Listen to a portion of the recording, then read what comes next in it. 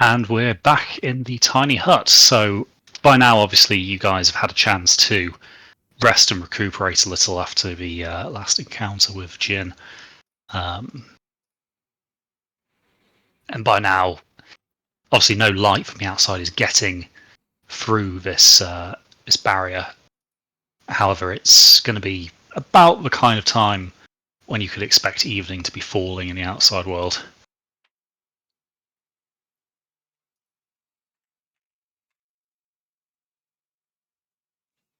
I know, obviously, you didn't get perhaps as many answers as you may have liked last session. So, you'll have to perhaps have a think about what comes next for all of you. That didn't feel like a victory, particularly. At least we're alive. At least we're alive. Most of us. Sort of glance over at Jan. The old side eye. I once again look behind me. He's looking at someone else. He snuck into the tent.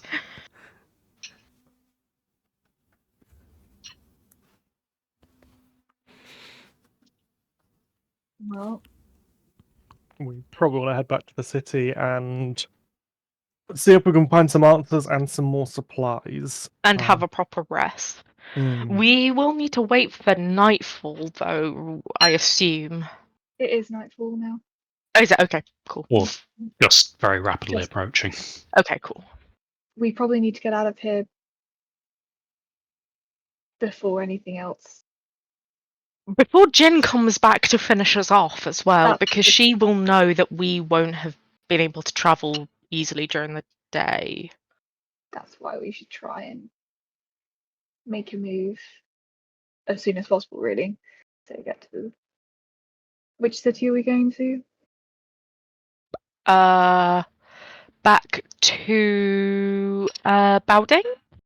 Or is it Taiju we're at? Hold on. So you were at Baoding previously. Baoding. Mm-hmm. Baoding probably is a good place because we've now got the pub that will allow us back in. But At least wasn't while we the- figure out what we're doing. True, but wasn't the other city the one that Elias mentioned that Taiju. had the libraries? Was that Jade in Jinning? Brother. Because we're between Baoding and Jinning, right? Yeah, currently you're between those two cities. So the city that Elias was referencing, the seat of power of the Jade Brotherhood, is Kaifeng. But we realised that the Jade Brotherhood would have not offices, but they'd have like locations in yeah, they have all a the major cities. presence Yeah, in yeah, yeah. every city because again they have a pretty prominent role to play within the administration of the realm. Yeah. Crispy. Taiju on the map looks like a bigger location. Is that accurate? It is, yes. Okay.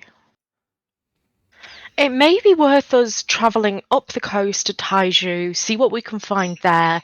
We don't have any success, then moving on to Kaifeng.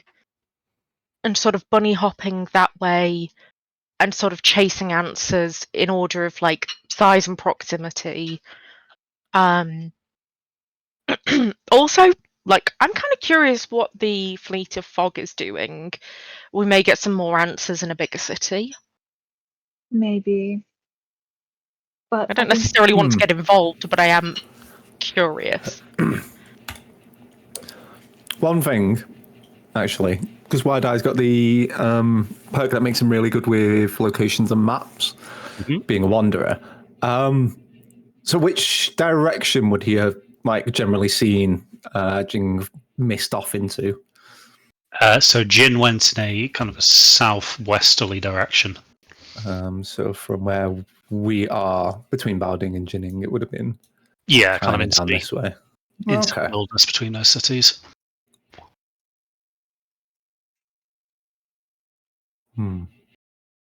Crispy, weird Make a mental question. note. Are we north or south of this river between the two cities? So you guys are currently a little bit south of that river. Okay. This is where tabletop was good to be able to kind of put a marker down. Yeah. I mean, you can draw on the You maps. could ping, you could ping Which is it. true, yeah. Oh yeah, because you I put do that you quite a put lot. an ping on the map down here somehow. Yeah, I'll leave that there for the time being. One thing to consider, aren't a lot of you currently on the wrong side of the law when it comes to the realm? At least on the west side of the country, yeah. If we keep moving away from that direction, we can probably keep ahead of it for a little bit. Yeah, we're definitely staying on this side of the realm. So something that works in your favour is Realm is a vast and very populous empire. As such, it is very, very unlikely that your local law enforcement is going to know every minor criminal. Obviously, if you start ramping up those crimes, then that might change. But you're not exactly top of the most wanted list at this point. My only thought is if we You are only level 5. If we do end up heading back to Kaifeng, if that's the home of the Jade Brotherhood, and one of their own is currently on a watch list, I imagine they probably would have been notified about that. That's a fair point. Wasn't Flying under the radar would be a bit harder. wasn't he kicked out of the Jade Brotherhood? I don't know. He's currently having a nap. He was. Okay. He was. That's Okay. why he was subject to Fui. Something to do with the bird and the Jade Brotherhood and gambling or something. I can't remember. So he may not be a popular face back there. So maybe not going to them is the best idea, actually. All the more reason then I think that heading to Taiju could be a good plan. Also have the credit note, I think it was, for Tai Zhao. Oh, yes! Do we? Yeah, from the Druid's Papa. Huh? Daddy No. Dearest. No? From the desert.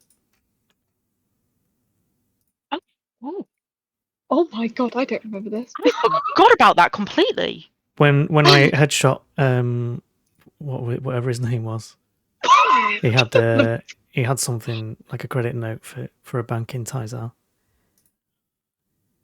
Table talk, because I wasn't there at this point. Wouldn't that have been claimed when you guys were all arrested? Yeah, but we got everything back from the dragon. Oh shit! Of course.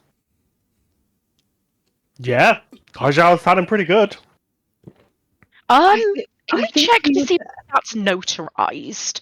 Whether we can hand it in and someone might know? Like if there's any dating, watermarking or whatnot. We probably need someone who knows what they're looking at, right? I think Can I take a look? I think the best idea is we go to Balding anyway, because it's the closest one, and I know that city quite well. And then maybe instead of traveling on foot, where we could be ambushed by vampires, we could instead go on a boat instead, and then travel ties out. Also, given with Baoding being a port city and a trading port city, I imagine that there is a high likelihood we'll be able to find something to shade John from the hot sun. Well, he'll be able to go below deck. I mean, generally. Yeah, that Permanently. too. But also, he can. Sounds While we're ominous. sailing, he can go below deck, which is then better for him, and he can still talk to us. We can go see him. Don't worry about that one, Zhao. Not ominous at all. Go under the stairs like Harry Potter. Weren't we gonna do a box thing anyway? But anyway, let's I think I don't think us traveling on foot is the best plan after what we've just experienced. I'm going to be honest here. I am inclined to agree. The road has not been kind to us one way or another. No, And it Taizar is never quite has. far as well, right? It is, and if we sail, it may be either easier. Also, we get to sing a few sea shanties and drink some rum. I mean, strictly speaking, there's nothing stopping you doing that now, other than perhaps Wide Eye.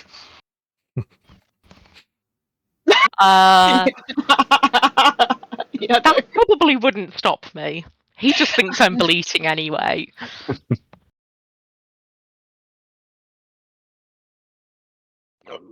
Excuse me. Well, I say we set off as soon as we can. I don't want to take too long and be caught in the sun again.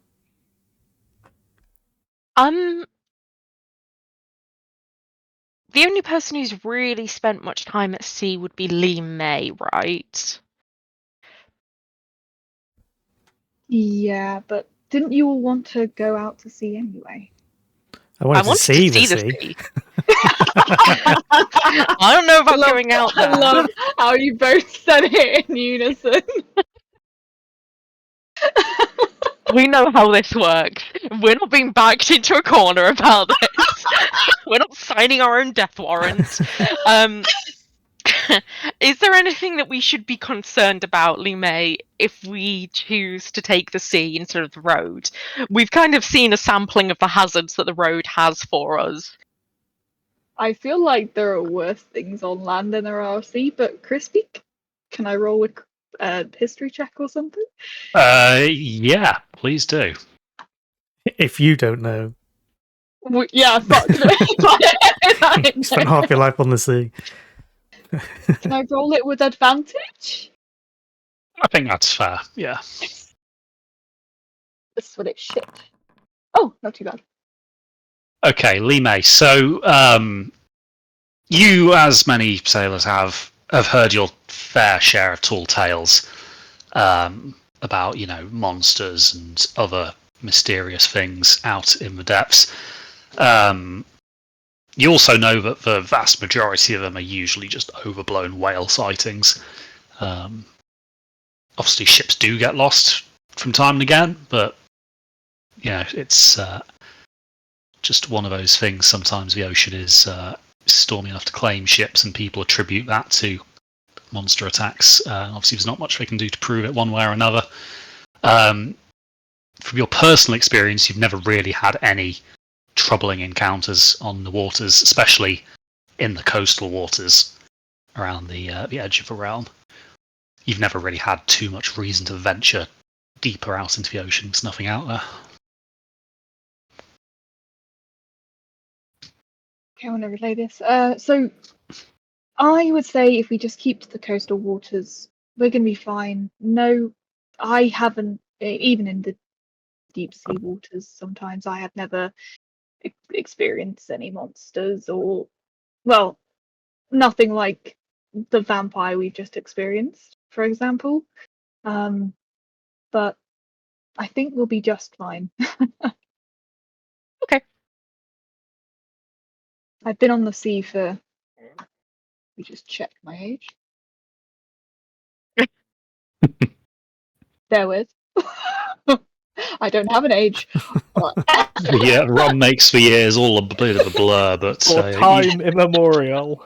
A long time. Let's say like 10 years. she knows her ropes. Put it that way. Yeah. So yeah, I think we'll be absolutely fine. And I think it's better than trying to travel on land with a vampire who gets literally burnt by the sun. A vampire? Where? You dipshit! Oh, that hurts. My God, Well- Lee May, you can't just tell him like that. You need to, What? Warm ease up? him in gently. Yeah. No, because he's already cold. Get it? No? Just Yinfu? Okay.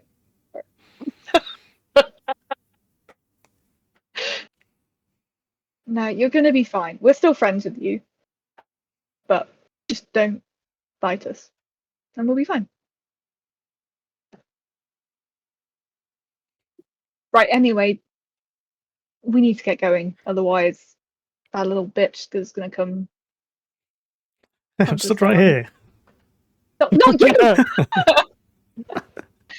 John's got a big case of mistaken identity at the moment. Is it him? Isn't it him? Yep. Cool. So the moment the sun's like over the horizon, we're dropping the tent and like hightailing out of there, right? Yep. Cool. Okay. Yeah. Go. So the sun has by now kind of gone down to the point where its last rays are just brushing the tips of the trees' uppermost branches. So you all emerge from this tent, and Zwan, to your relief, you get no immediate sizzling, so you should be fine to proceed. So by the time you get to Bowding, it'll probably be deep into the night. But obviously, that's probably the best time for you to be travelling, given your current state. Yep. So that journey goes smoothly. Again, you see no travellers. Anybody, with usually good intentions tends not to travel by night on these imperial roads. They're obviously serviced by enough villages and coaching inns that people have a plentiful choice of resting spots. So your journey passes uneventfully, and you find yourselves back on the outskirts of Balding. So you make your way down. I assume you are heading back towards the capsized walrus. Yeah. Because, well, from what we know from vampires, they can be let in. He can be let in there. Also, we know that they'll probably still be open at this time of night, whereas anywhere else would probably be a little bit more hit and miss, right? Yeah, that's it's got a bit of a reputation, so no surprises. The inn is pretty rowdy as you guys approach.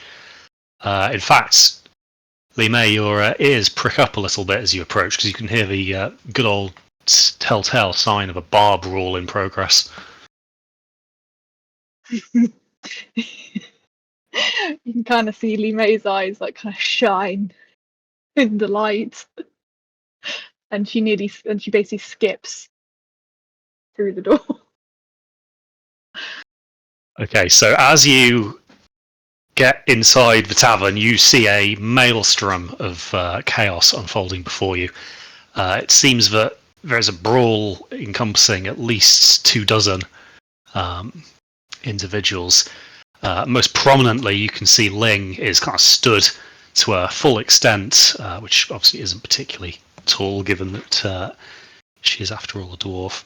On the bar, she's kind of got some scruffy-looking sailor pulled up by the scruff of his uniform and is just about to bring a bottle down on his head.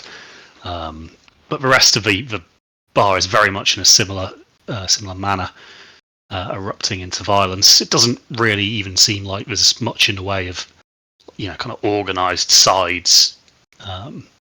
This is just a bit of a free-for-all. And as such, nobody really notices your arrival. Do I recognise anybody else except Ling?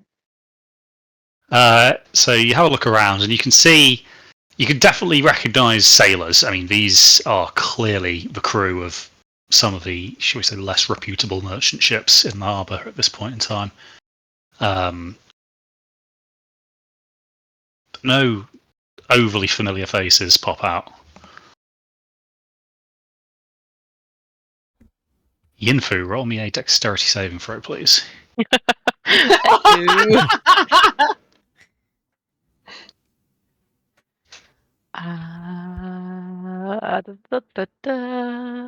Hold on, can I do it from here? Dexterity saving throw. Oh no. Oh. So, Yinfu, you are kind of trying to work out what's happening here as a bottle kind of sails through the air and kind of impacts with your right shoulder. It's not much, but it's more of a shock at this point. So you take a singular damage point as it kind of hits you and bounces off. You don't quite catch who threw it, or if it was even aimed at you in the first place, really. Being the scrum, yeah, I'm not necessarily going to take that personally, but I am going to be a little bit more wary. On the tables, sort of immediately around us, has someone, in their haste to join the fight, left some change on the table or anything?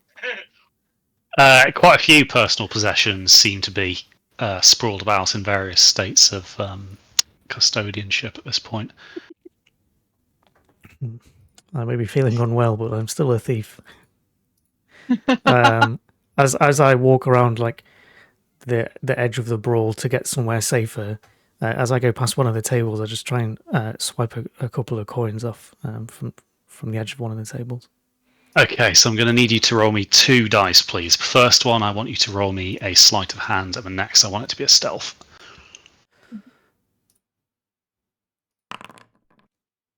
That's the sleight of hand. And that's the stealth. Oh, wow. Oh, group. Okay, so never one to miss out a perfectly good opportunity. There's one you nimbly kind of make your way in between brawling individuals here.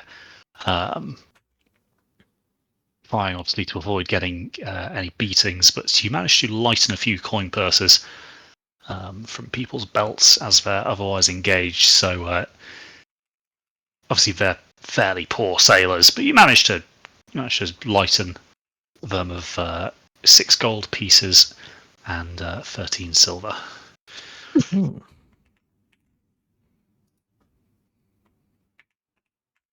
total. Lime is itching to join the fight, but she has just seen you two get like bothered a little bit. Shall we kind of move around, or shall we help the Ling? I'm debating. Is what I say to you two. Does Ling look like she's holding her own? Ling looks like she could do with seconds, to be honest. She's already seen off that first individual she'd collared. And that bottle's still looking pretty heavy in her hand. Let's back her up just to make sure that we're hitting the right people if we are going to get involved. Cool. This might be a mistake. I'm gonna whistle really loudly. And shout, Ling, do you want me to take care of anyone here? He kind of looks up a little bit, obviously hearing your voice for the first time and realising that you guys are here. She shrugs. If they're still on their feet, you can nail them for me. Which was not the accent she had last time, but I can't remember if it was Irish or Scottish, so that's the one. Now canon. She's now It's more all the drunk, adrenaline so it's Irish. of a bar fight. Yeah. So that's one you're getting. Okay. Do I have that in my notes somewhere? I'm gonna try and... Irish accent, yep, to get it right. Did my whistle get anybody else's attention, or are they two in the... And at this point, no. This is people are either too drunk or too battered to kind of draw their attention away from their current diversions. I'm gonna yell again, do you know who started it? I don't really care. He clobbers another unfortunate soul who happens to be within arm's reach. Yeah, let's get stuck in then. Yeah. I'm gonna go to grab one guy and just kind of chuck him out the door. Okay, so everybody who's getting stuck in, roll me an unarmed attack, please. Oh, yeah!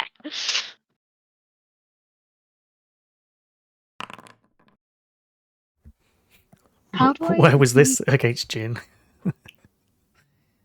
Yeah, yep. Have I got an arm strike on it? Probably not. Yeah, you might not. In which case, if you just roll a d20 and then add the relevant modifiers. Can't remember what it. Will it just be plus strength for you? Yeah, I think so.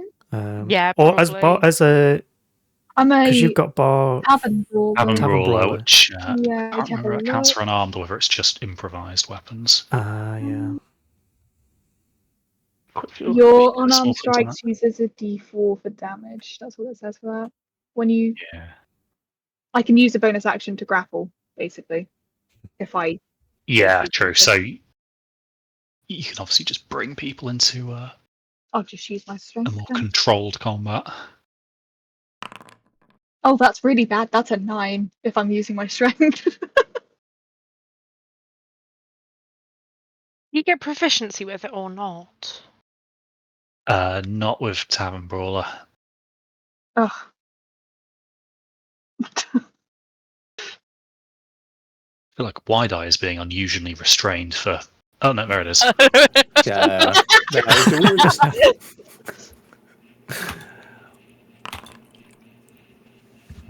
That's 21 hit. Well, it's less about hits in this case, more about how well do you do. Theatre of the mind and all. Anybody else going to get stuck in? I suppose one's in the middle of lightening some purses, so Yeah. probably preoccupies you. And Line? No, Erlang's going to go and just sit at a table to the side. Erlang Let you is guys have at it. far too small and far too sensible to get involved with this kind of thing. I will be first in line to be punted out the door, so I'm going to go sit down in a corner. All right, so you guys charge into the fray. Yinfu, with a bit of a run up, you're able to kind of use your horns to good effect, following up quite quickly with some punches and kicks. Obviously, these slightly inebriated tavern patrons are a bit easier to hit than a vampire, so you managed to get some pretty solid strikes in there, and you've definitely put a few people down for the count. Lee May, you're a little bit rusty. And also, you're not quite as sneaky as Yinfu, so as you kind of approach the brawl, a couple of people turn towards you, and you kind of just get into a good old-fashioned fist fight. No fancy moves or footwork. It's just a slug match, and whilst you probably win one-on-one, you get a couple of people trying to lay into you. Obviously, you've got a bit of a reputation in Baoding, so people are taking you a bit more seriously, which delays your ability to put these people out of commission. No such problems for Wide Eye, though. You roll into the fray and just keep going through people. The ones that don't make way, you make them make way. Quite a few people end up getting thrown across quite considerable distances. Obviously, this giant of a man just wades into the thick of it all. So this carries on for about 5-10 minutes. Erlang, you're able to, kind of have a pint, watch it all unfold. As one, you're counting your gains. But eventually it all settles down and there aren't many people left standing. Really, in fact, it's only you lot, Ling, and then a couple of the more regular tavern goers who were not necessarily on your side, but punching the same people, shall we say. Oh, well, what an evening. Ling kind of gestures to a couple of the the unconscious, ex-patrons at this point. Do us a favour and get them in the street, would you? Aye, aye. And I just start dragging some of them out. Okay, so the three of you help eject these people very unceremoniously. Hub then becomes considerably quieter, and Ling rings the bell for last orders. Well, that's unusual. A fight in my tavern and you didn't cause it. I'm a better woman. Huh. I'll believe that when I see it. I'm just like, she is completely lying. She's not even. Yeah.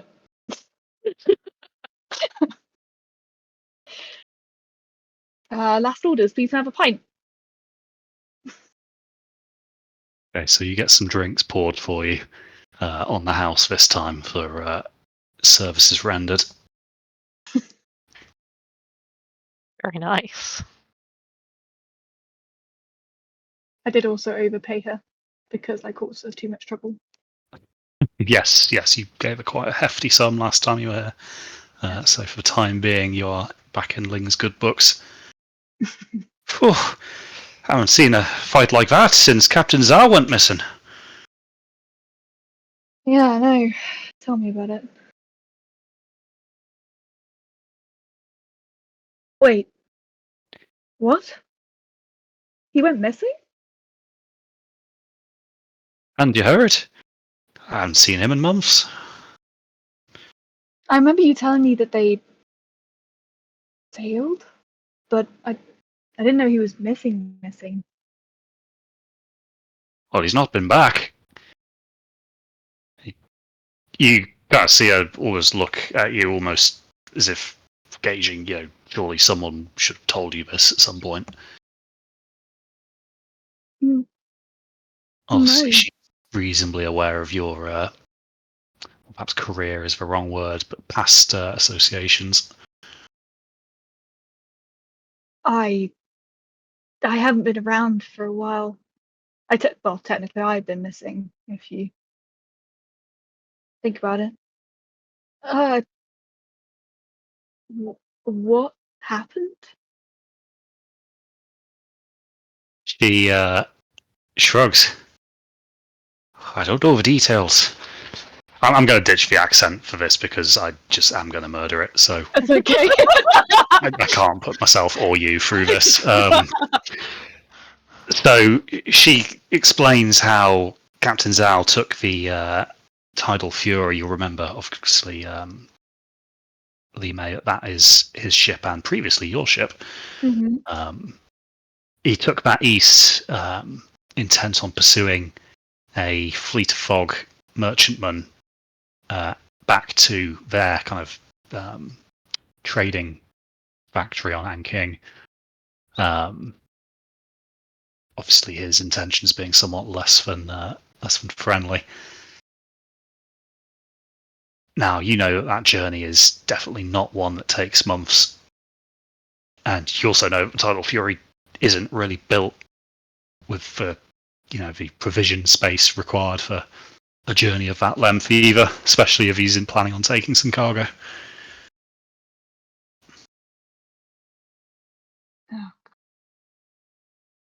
Oh, so he decided to do this without me. Oh, thank you. Do you know anything else?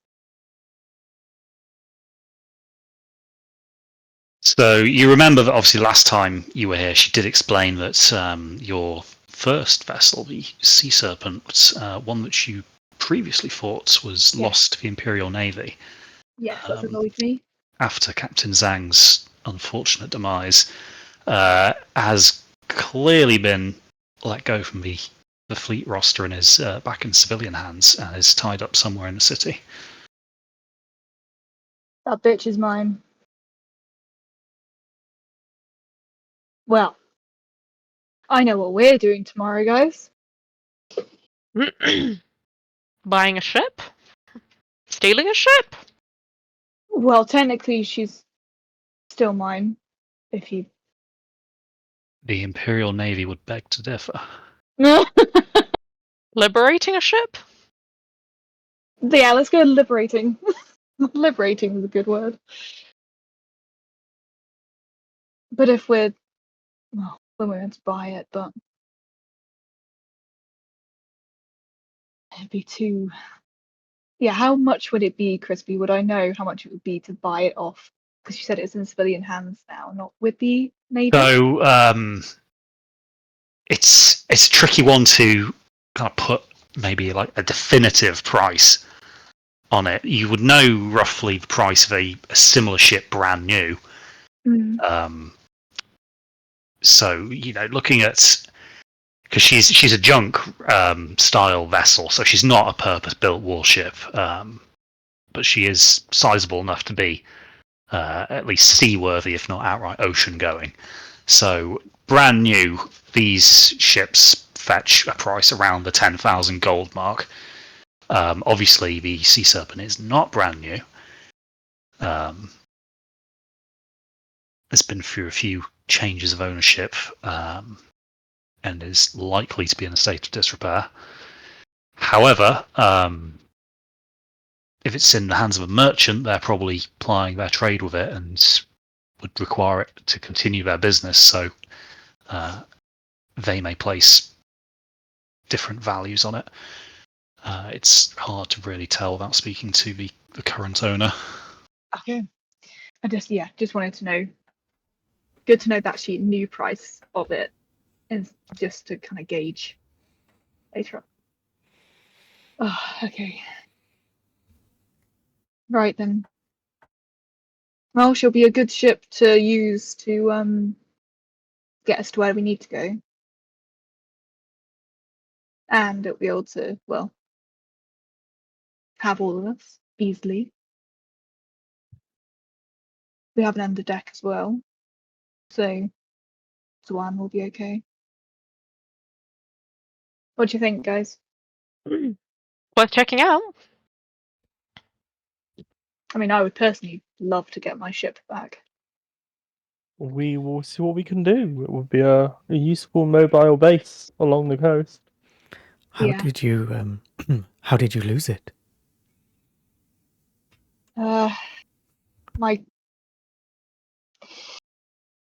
My captain died, unfortunately. And when he died, a couple of others died with him. We were let's just say we were fighting against very strong people. Totally not the Imperial Navy or anything. Not sea monsters, right?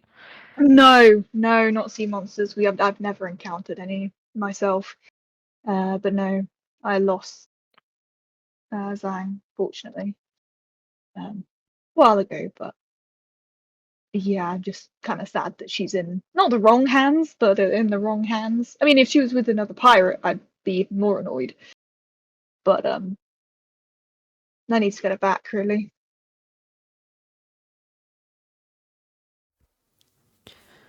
It sounds like an interesting challenge, at least. Oh yeah. Hopefully this merchant is easily scared. Wait, I mean easily bargained with. Yes. Ah, yes. Mm. Like you bargained with Jin. Yes. Wait, do we know her name's Jin? Yeah, we do, yeah. Yeah, we do. Yes. She introduced herself, I think. Yeah, she did. Yeah. First time. Whether that's her actual name or not is a different Oh. matter, but God no, but she's like It's the one demon she's from hell. given you, yeah. All right, that's the plan then. Either we can go and try and steal it now, or we can be civil and try and buy it off the merchant. That's up to you guys. We could scout it out while it's dark. not a bad idea. Good plan. Although if I do see her, I might get an itch to get her back immediately. But I'll resist. Let's check it out anyway.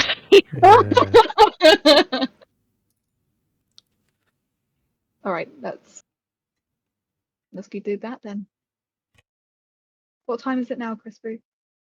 So it's probably about somewhere between midnight and 1 a.m. Oh, perfect. Okay, amazing. Lee May will down her drink and then say, "Onwards!" Start walking towards the door. Okay, quickly down, drink, and follow. Not Okay. getting between a lady and her boat. Whoosh. ship. Yeah.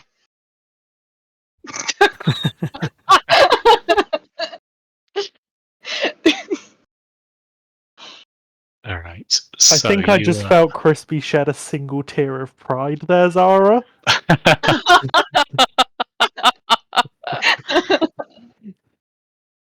Yes, the only boats out there are either ships, boats, or submarines, and I'll take no in between, thank you.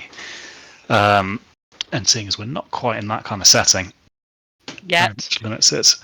So you guys make your way down to the waterfront, past the main harbour, where you can see quite a few larger merchantmen tied up alongside, to a much more run-down part of the docks. In fact, actually, I think I do. Perfect. And as you get through this sprawling mess of kind of dockyard equipment, Lee May, you see her. There she is, tied up all alongside your once beloved sea serpent. I get all excited and like silently hit Yinfu. Like, there she is. A nice ship. Thank Is it a you. nice ship? It is not a nice ship, not at the moment.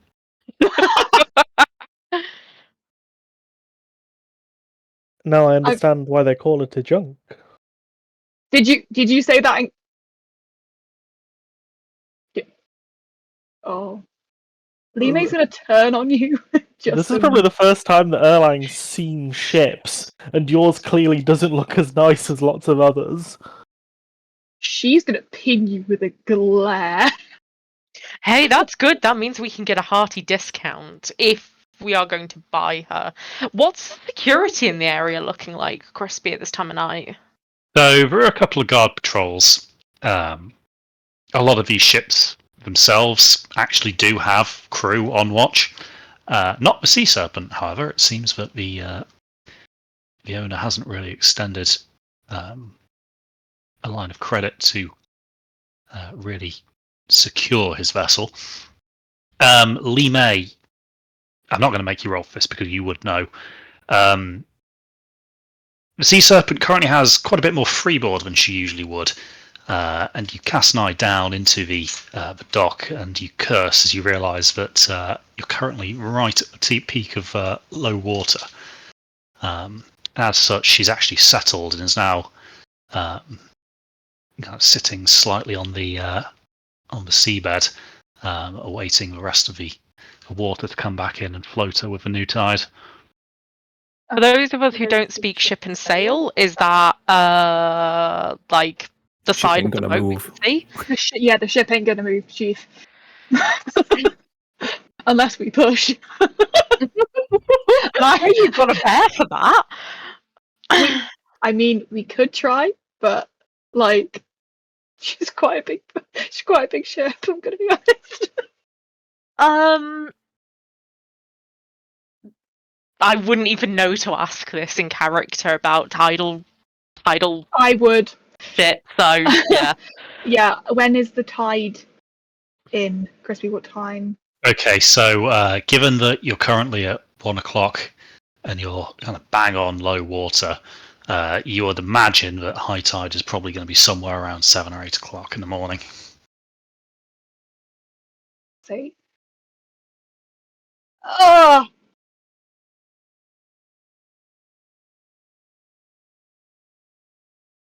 Okay. Shit.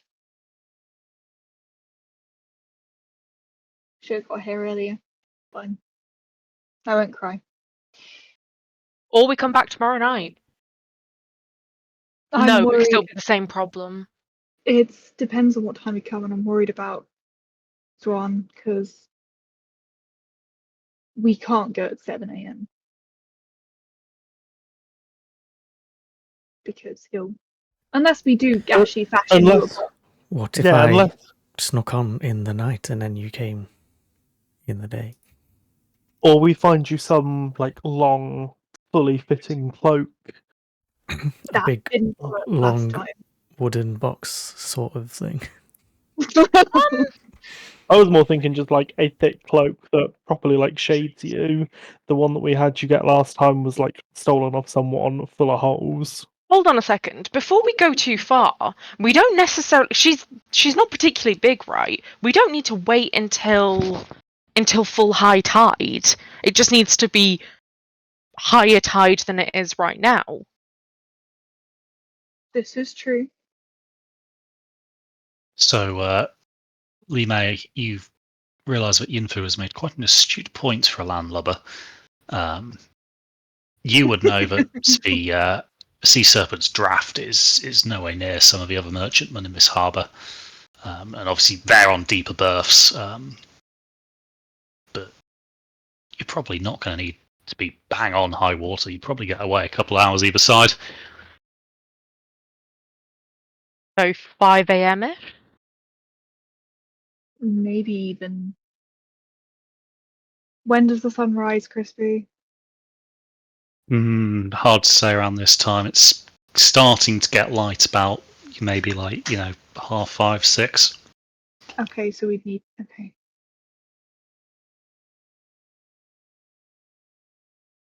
But we So could get Chuan on board and out of the sunshine before then. Would mean that there's one less body to get it out, but if you spend the next couple of hours walking us through what we need to do, also there's nothing to stop us, like, as soon as the water is high enough, maybe trying to shunt her down into the deeper water a little bit, or is that absolutely infeasible? No, we can try and do that. We've got the strength.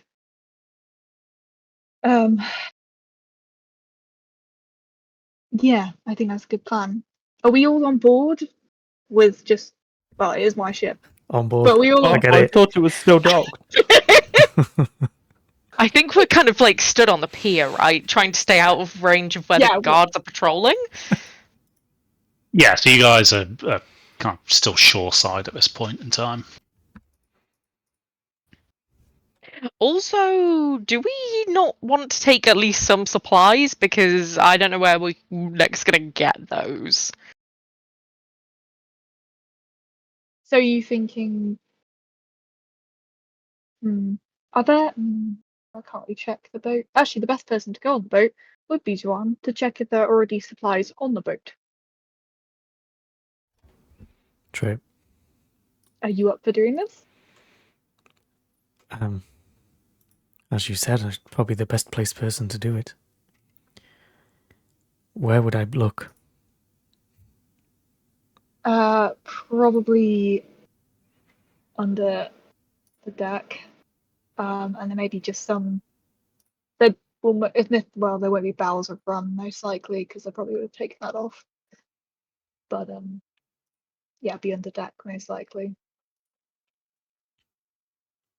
Okay.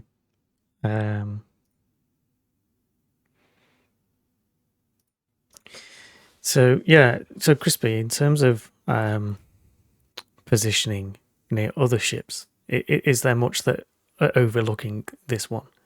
No, this appears to be a reasonably shallow berth, and as such, most of the other vessels are too deep to be brought safely alongside nearby. Around here, you can see what appear to be a few fishing boats docked, perhaps a few small workboats or pleasure craft, but nothing really substantial that would have an overnight presence on it. Yeah. Okay. Well, I don't think too much about where I try and find an entrance then, but just like generally, say the big ships are to the west, I'll go to the east. Okay, so you make your way along the quay to a vantage point, and you take a closer look at the Sea Serpent. Looking at her, she's not a very big ship at all, really. She's probably about 30 meters stem to stern. And given the level of the water and how she's settled, you can see that she doesn't really run too deep either. But looking on board, you can see no sign of anybody. Okay, so I'll try and find a suitable handhold and hoist myself up. Okay, so you make your way to the lines where she's moored. These have been slackened slightly to allow her to move with the tide. And it's a short hop down onto the wooden deck. You land quietly. You get a slightly uneasy feeling as you jump over the water between the stone and the wood. Oh God, It fades as you land. I forgot about that. Oh shit. So, Ron, looking around, you can see that this is not a very impressive vessel. In fact, you're very surprised that she's a merchantman at this point in time because she does not have a lot of space for cargo. The kind of central area of the ship has been kind of dedicated to some on-deck storage. And you can see there's a slightly raised quarterdeck at the back, but it serves really only to act as somewhere for the helmsman to stand, little more. In fact, it doesn't look like there are any really enclosed crew compartments on board this ship at all. There is, however, space beneath the main deck, although it does appear to be a bit of a bilge. So as you pop your head down there, you can see that there's some stone ballast in there and a few very rugged-looking crates. Having a little rifle through those, you find no supplies as such, only quite meagre trade goods, none of them particularly high value. Okay. And then in terms of what we're looking for, supplies and such, do I see anything? Nothing substantial. You perhaps managed to find like a few boxes of quite weevilly ship's biscuits, but nothing that's going to really last very long at sea or keep you from getting scurvy. Okay. Yeah, I'm not going to spend too much time on here. That's all I needed to see. So I'm just going to head out and report to Lee May.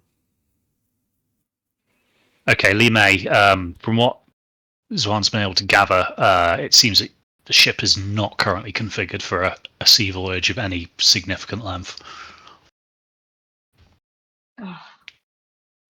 We'd have to get her ready then. Yeah. Suppliers would be a good idea.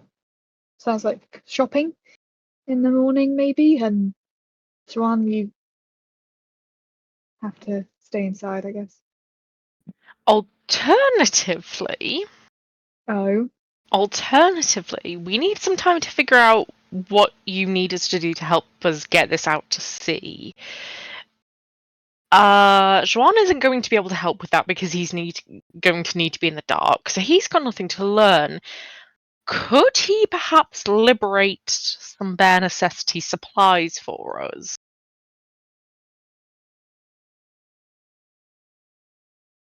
What do you Or mean? we pay Ling for some supplies. We could ask Ling. Because she usually... Because would Ling give... Would I know in the past if Ling actually helps out Ling with would definitely know some people who could supply you,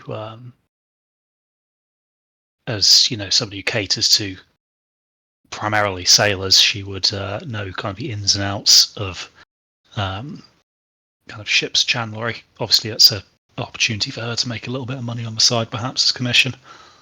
We're not buying a ship. We can afford to pay her pretty well too. Yeah. Seems like the merchant isn't using that much anyway. Whoever the merchant is.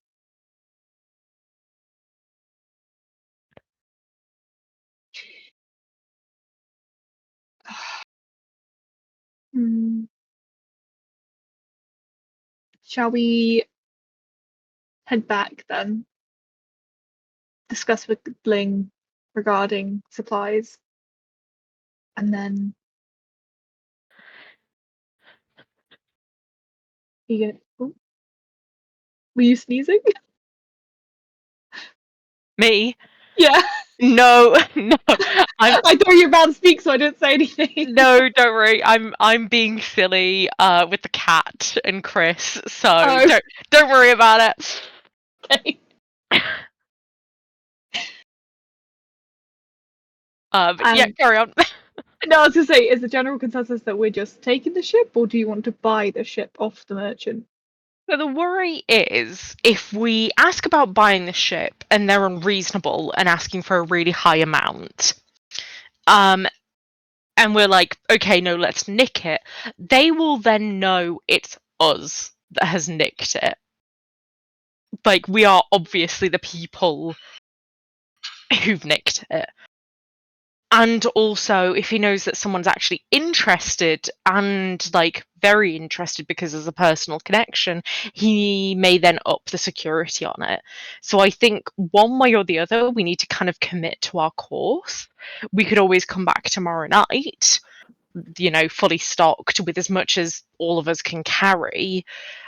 But I think we've got one chance, one way or the other. Is us breaking more laws a good idea? Didn't we just get a load of money like a session or two ago that we could use to spend on a mobile base? Yeah, we've got like 1,275 gold. I feel kind of shit buying my ship back. It shouldn't have lost in the Also- first place then. Is Well, that still going to be enough for it? I think we may have slight confusion about current ownership of this vessel, Don't know what as you're far on as about. law is concerned. Well, the law is not my law. Which seems to be While the we're in root of a this- few of your problems, yeah. While we're in this city, I believe that law is indeed your law. And although this ship is important to you, it sounds like it fared poorly against the Imperial Navy once before. Is it worth drawing their ire a second time? I was going to say always, but I see your point. Given that in that instance you had presumably a ship full of experienced sailors and you lost to the Imperial Navy, I don't imagine us acting as sailors fighting the Imperial Navy is going to go any better. To be fair, it was not one-on-one, so it wasn't fair. So they cheated. I don't think we'd win one-on-one. And I doubt the Imperial Navy would bring just one. Looking at the Sea Serpent, you reckon that even if she were, fully crewed, that would be like a complement of 15 maximum. So, yeah, the Imperial Navy probably has a bit more oomph than that to bring to bear.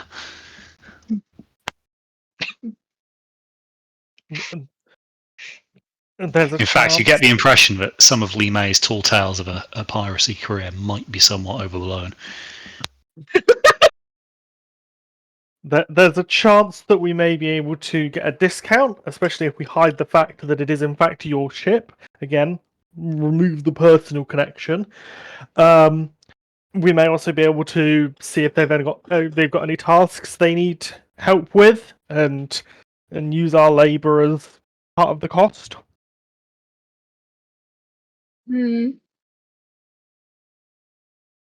I won't speak then. So we're going about this the legitimate way. Unfortunately, it seems like it. Chris, you're mute. Oh yeah, it sounds like a lot of you have been in and out of the law a lot recently. I don't fancy being stuck at the bottom of the ocean. But that's the best way to die. Okay. You know what? The better way to die? Not dying. That statement has stumped Yinfu. She has no idea. Alright, fine. We'll do it your way. But again, I am not talking because I will get personal about it.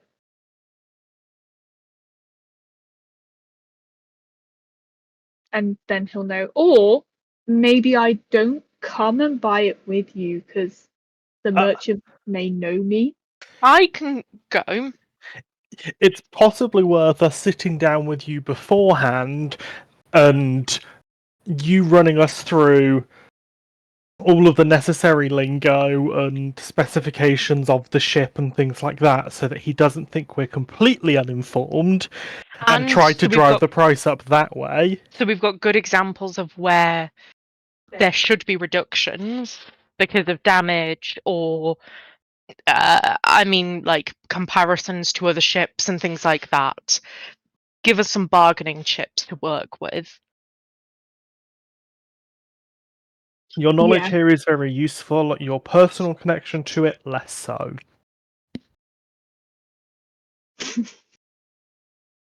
Okay, I agree. Fine. She's not very happy with this. She's... Lee May, I promise I will do all I can for us to get your ship back to you. Thanks. I'm gonna pinky promise her. Pinky promise. That's Pinky that's promise. big. That's big to Lime. That's like blood swearing. That's dumb. God, I'm just imagining them just standing on the pier, just pinky swearing. Girls will be girls. Jason, you're already on this, yeah? The act is struck, and you agree to obviously teach these two at least some nautical terminology, which should hopefully help with getting a better deal for the sea serpent, given her current state. Okay. Well, let's head back to Ling then. Find out where to get some supplies anyway. And then you guys can discuss with the merchant in the morning.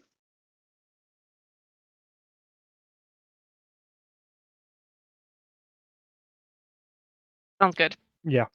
Cool.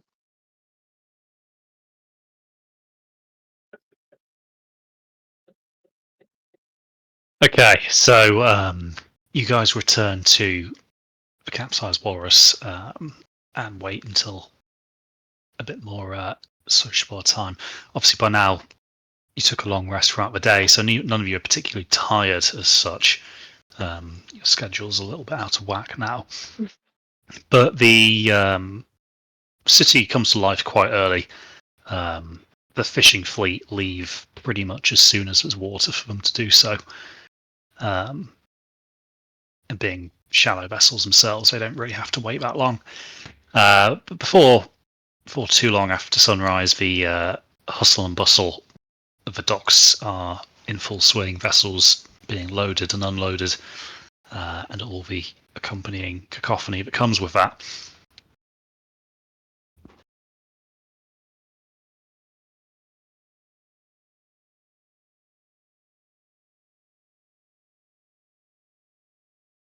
Okay. So, what is the plan for the morning?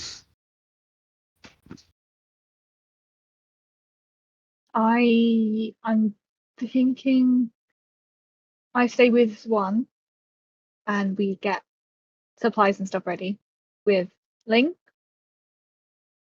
And then you guys go and check out the ship. Because if I go with you, I just know it's not going to go well. Mm-hmm.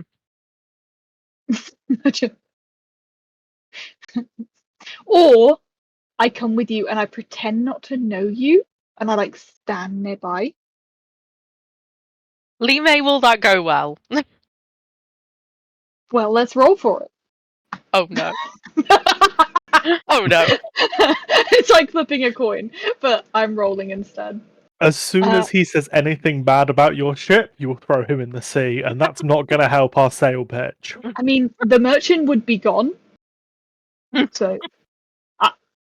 But then we're a different kind of criminal. Okay, let me roll for it. Right. I'm coming with you. I thought in my head, if it's below 10,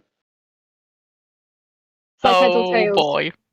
So I'm going with you, but I'll just stick to the side and pretend. Blind-Eye, can we can we ask you to keep a hold of Lee May?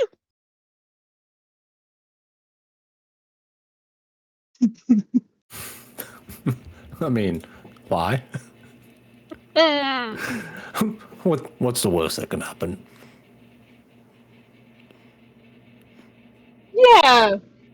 What's the worst that could happen?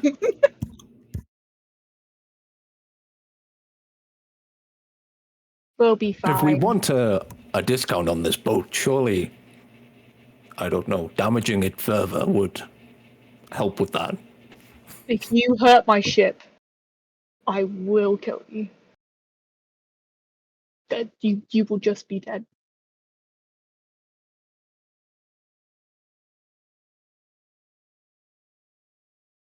It would also make it a lot more difficult to then repair said ship so we can get it seaworthy.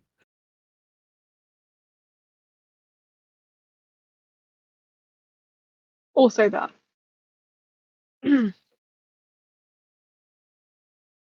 Anyway, shall we get some rest? And then... Or is this the morning now? I'm guessing this is still the night. I mean, it's the morning. You're kind of still within 24 hours of your last long rest, so you're not quite tired just yet. Oh, that's true. And the sun has risen, hasn't it? So let's make that apparent.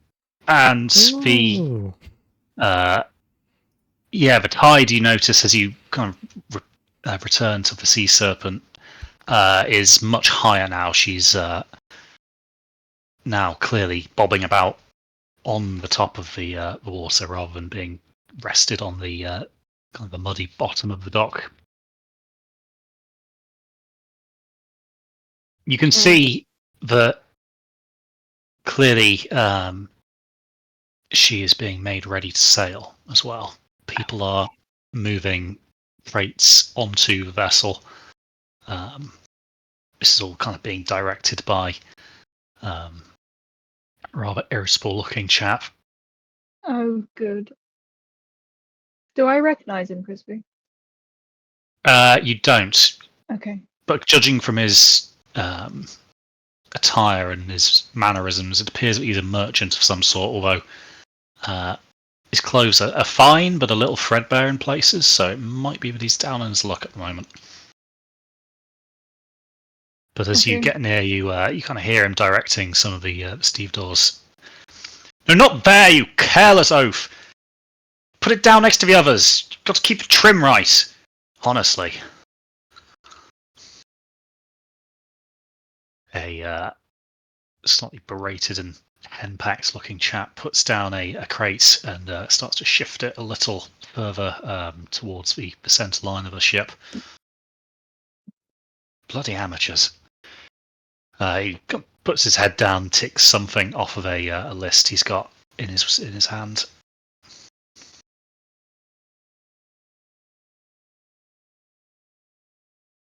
Shall we? I just pretend to zip my lips and like throw away the key. Cool. I'll Well done. take Erlang's shoulder and move forwards with him then.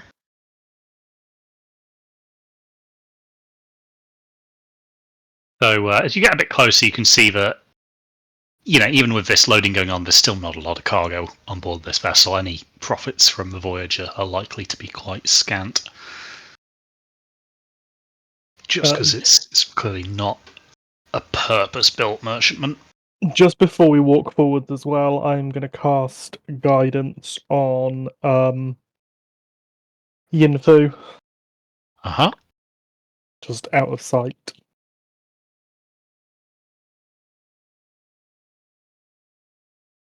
Good morning. Sorry to interrupt. I can see things are busy. Can I intrude for just a moment?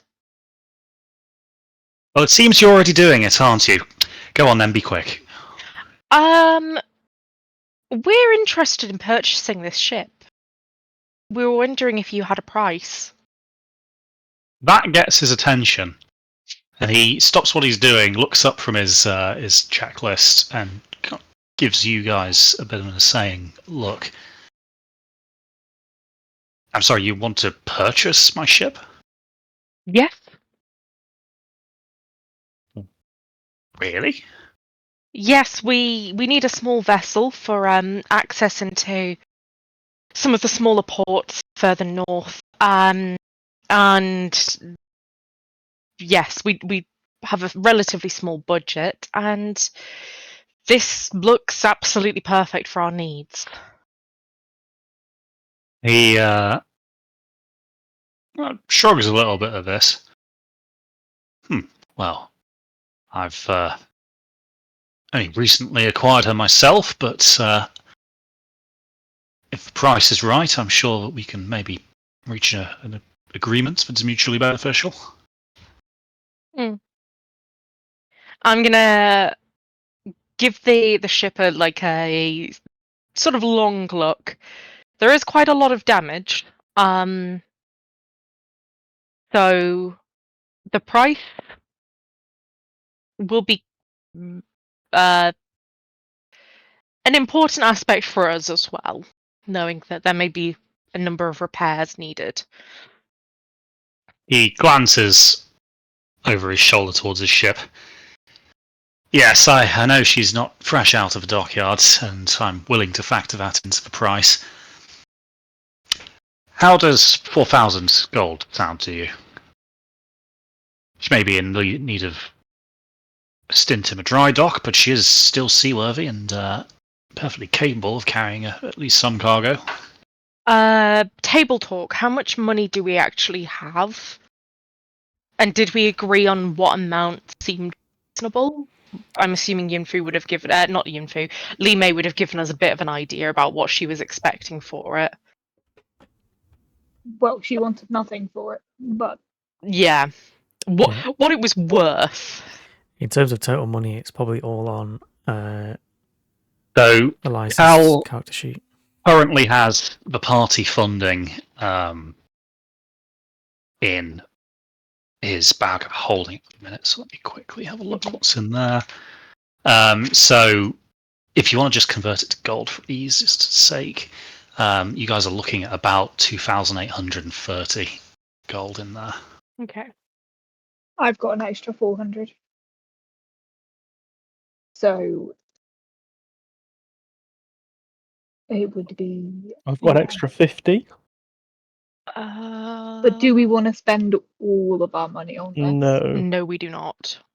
I think we need to get it down to about 2,000, maybe 2,000. Yeah. Because, yeah. Yeah. Okay. So That's we kind start of what I was lower. thinking. Start lower, haggle Start up. lowering. Start lower. Yeah. Role-playing haggling is a fucking nightmare for me because it is not a skill I have. I can try and help. I'm gonna sort of make a show of turning to Erlang and kind of shaking my head. I'm afraid that is much more than we're willing to spend. Well, in which case, a sailing vessel like this is going to be much more than you'll be able to buy. He gestures slightly astern of a sea serpent where you see a fairly sturdy-looking rowboat. You could get that, I'm sure, for a paltry price.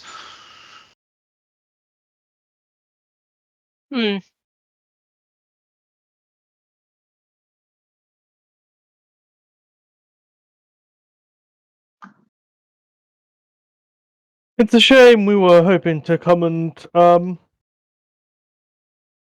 make a transaction with a good merchant to make both parties happy today. I suppose we'll have to find someone else and sort of make a show to leave.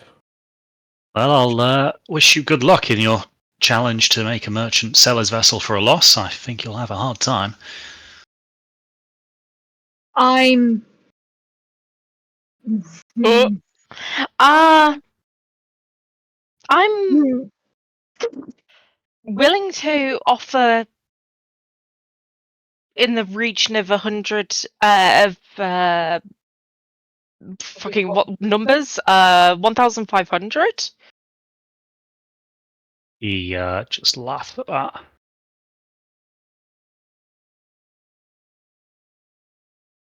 He then kind of chuckles a little bit. I can tell you're really not the seafaring types, are you? You have no idea what a vessel's worth.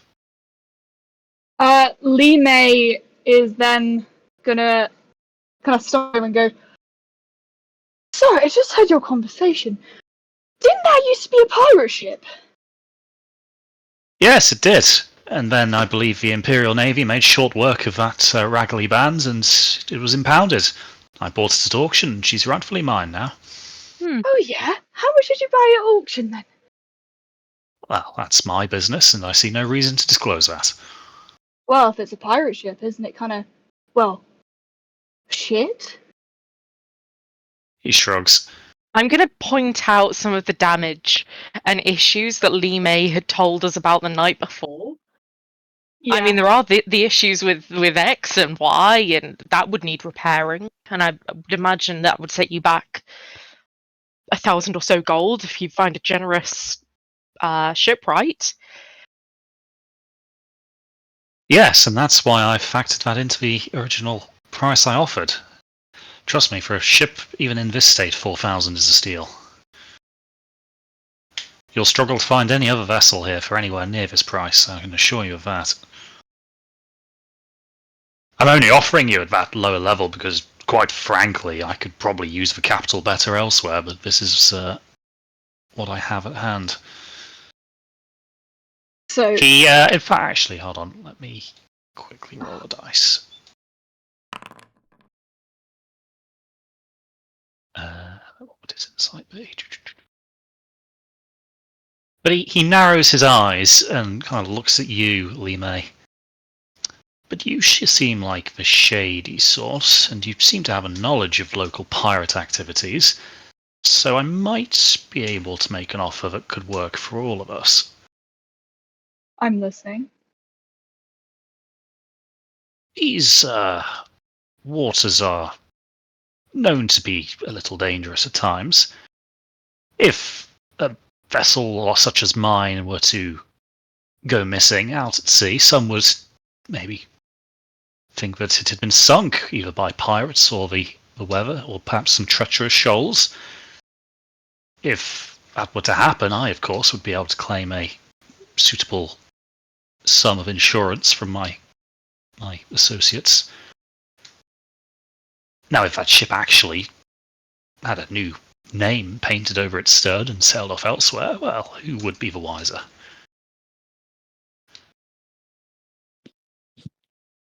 He strokes his chin and kind of looks off into the distance. Yes, I think that could work quite well. But of course, that's quite a risk if it were to be found out. Well, a good merchant like myself could tarnish my reputation beyond repair. I might need a little bit of incentive to make such a bold decision. Say 1,000 or so gold. I was thinking more like 2, but we can work out the details.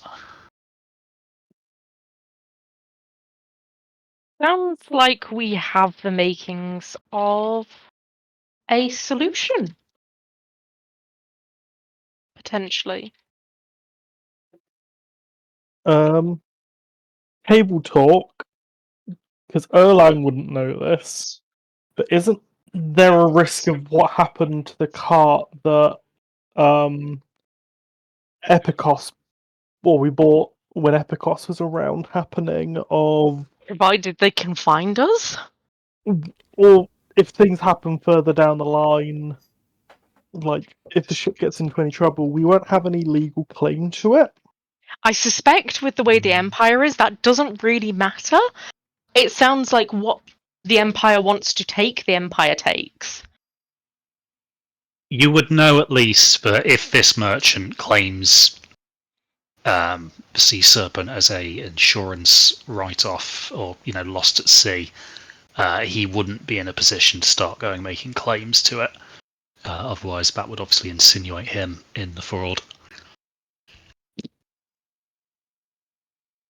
Would there be a way as well of registering this ship in another city?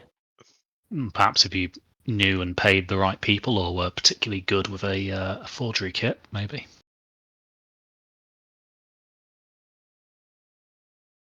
It sounds like this is the lesser of two evils if we do want to acquire the ship. It sounds like this is our best bet to Yes. not have the Navy after us. Mm-hmm.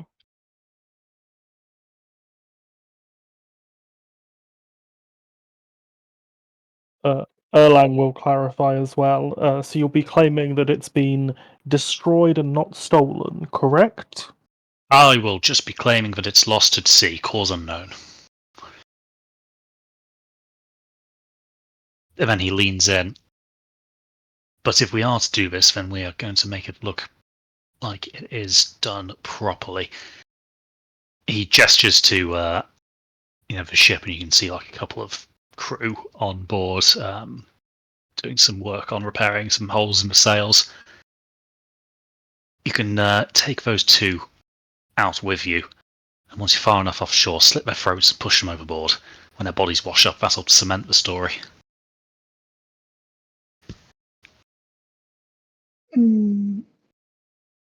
Not as comfortable with that, I have to say.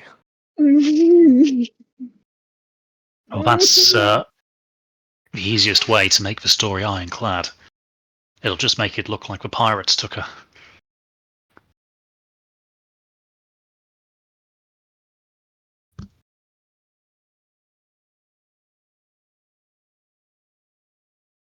Do they have to be dead? Well, dead men tell no tales. What a line. I mean, it would be the safest for us. It would be the safest for this merchant. So yeah.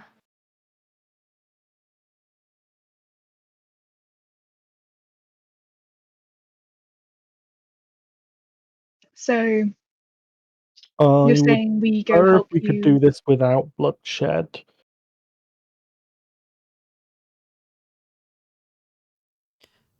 Maybe we take our chances. Oh, Swan's not there. Swan's got an idea. Swan isn't there. Good job, Swan, I got vampires have this telepathy. feeling in the back of my brain that John has an idea. Maybe we should go back and speak to him. I'll just table talk it. We could not paint over the name Sea Serpent. We could cut it off. And that would be what washes up.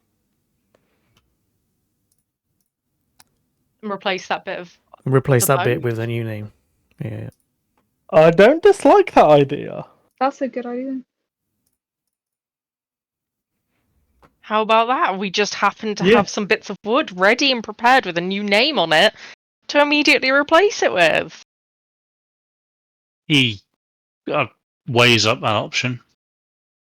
Yes, I suppose that could work. It would probably be a bit neater. Saves you losing workers. Saves us having blood on our hands in excess of what's necessary. And gives you the peace of mind that the ship has left with a different name as well.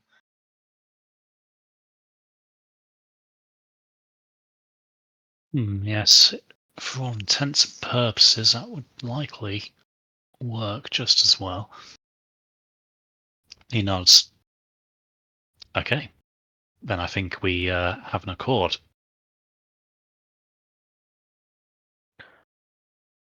How does 1,750 gold sound? That's still a little low. But this way you get to keep your workers. They're not my workers. For the cost of the repair for us, a little bit thrown in as generosity. And perhaps future deals should we find ourselves back in town and you need some help with things. Discretion obviously being of the utmost importance. Hook, take it from me, I'm risking a loss by just even agreeing to this plan. I think you'll find I'm being very generous. Okay, 2,000 Depends on your it is. insurance payout. But 2,000? Yeah. He extends a hand. We'll shake. I'm not shaking it. You guys. Okay, so you hand over. Well, in fact, tell you what, I'll just do it from Cal's bag of holdings. That's probably neater. I was going to say I can take some out of mine. Because. So he gets rid of all of his platinum and 100 of his gold. And you guys are now in possession of the Sea Serpent, or whatever you are soon to rename it. The Serpent of the Seas. No! You won't have it a new name! Big fish. I've got the perfect name. Oh no. Captain Lee May. Siren's Call. Ooh. Okay. Yeah, baby. I like naming ships. Here is me thinking Warspite would have been a good one, but never mind. What did you say? Warspite. But no, you guys have an agreement, and you've probably paid quite a bit under the odds for a vessel, even one in Sea Serpent's current condition. Obviously now with the added element of fraud being involved there, but compared to your past sins, I think that is probably not the highest up there. So Murder. no doubt we can probably still sleep at night. Better than fraud and murder. Yes. That is true. So by now, obviously, the ship is afloat again. Provisioning her for the six of you probably isn't going to take too long, unless you really wanted to go overboard with how long you want to prepare her for a voyage to sea. So, Lime, that's you reckon probably going to cost you for kind of cheap rations for the six of you. That is probably only going to cost you maybe 15 gold for every day you want to be at sea. 15 gold for all 6 of us? For all six of you combined, Oh, yeah. okay. Cool. And that's including, your kind of your salt beef, your ship's biscuits, and then also some lemon juice. Mm-hmm. Water as well. And water as well. Yeah. Oh, yes. Yeah, have we figured out that Zhuan's eating habits have changed yet? Or are they still seeming vaguely normal? Well, Zwan, you're feeling quite hungry and fairly tired. Yeah, my head's not feeling great. I'm gonna go downstairs and speak to the bar lady. I've got a name. Okay, so you go and find Ling, obviously making Ling. sure to stay very clear of any of the windows. Yeah. Hey, excuse me. Are you serving food? She nods her head. We've got some hot pots on the go. I can get that for you with some bread.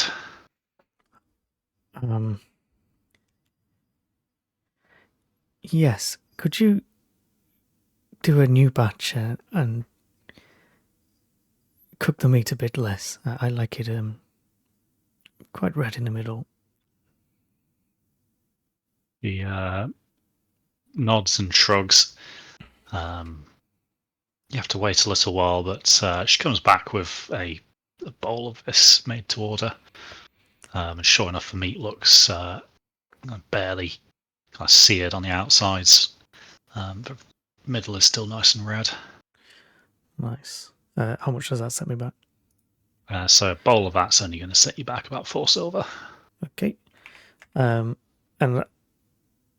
I ignore the whole broth element of the soup and I just eat the meat. It's chewy and not overly satisfying. It doesn't really seem to be doing much for you. In fact, you start to feel a bit of a revulsion to it. I push it away and just leave. I'll go back to the room.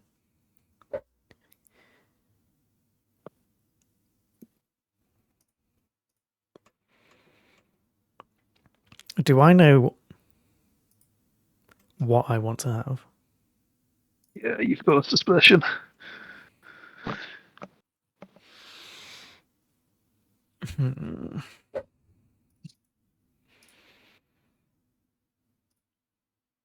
Right then.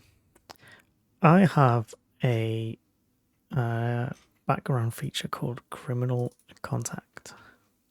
Mm-hmm. So I have contacts and all sorts throughout the criminal world. I can get things to places and messages and whatever.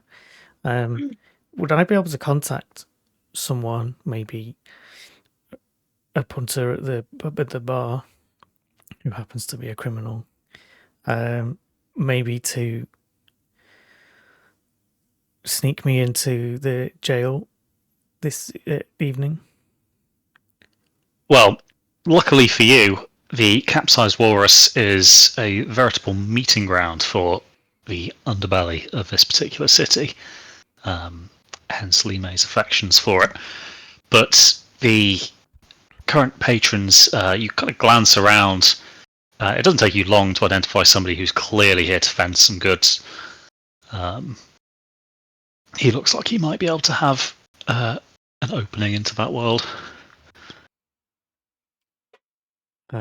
Yeah, so I'll approach him then.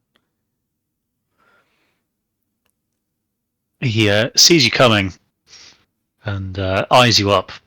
I mean, for a moment, he's kind of assessing you, but he clearly isn't too worried by what he sees. Obviously, you don't look like law enforcement. Not that many of those probably find themselves in these parts of the world. What can I do for you, friend?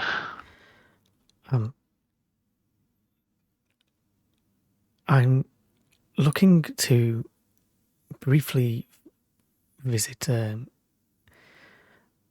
inmate in the jail this evening. It doesn't need to be long. I just need to get in and out. That's a new one. Don't often get people asking me to break them into a prison. Yes, it's something I've never done before either. Well, which inmate are you looking for?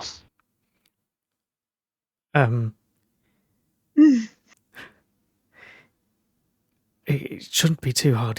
He's just in the first cell when you enter. Yeah, but which jail? If he's up in the magistrates' courts, then that's going to be a bit more pricey than if he's just in the local bobbies. Local Bobby. Do I know the area well enough? No, not at all.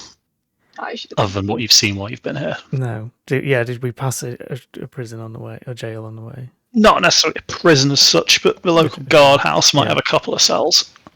Yeah. Okay. Oh no, nothing like that.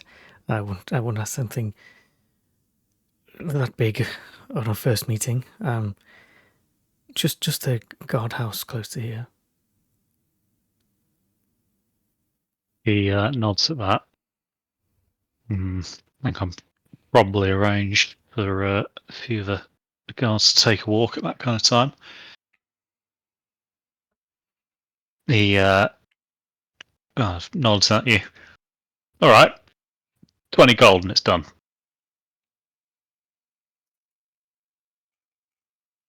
Do I have 20 gold? I do. Oh. Expensive dinner.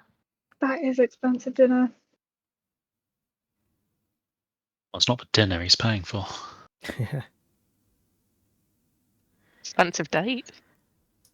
Um,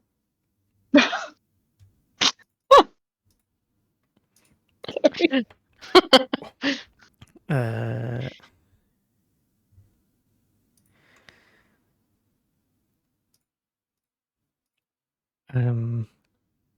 20 gold is a reasonable amount. I understand these things aren't easy, but perhaps, maybe, I'm not so desperate.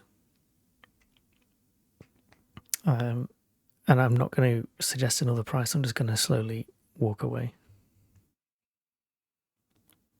Well, I'll be here if you change your mind. I sort of, not even turning around, just sort of wave, and then go and lie down because I'm feeling bad. Okay, so you return to your room. Your head's still kind of clanging a little bit as something starts to set in.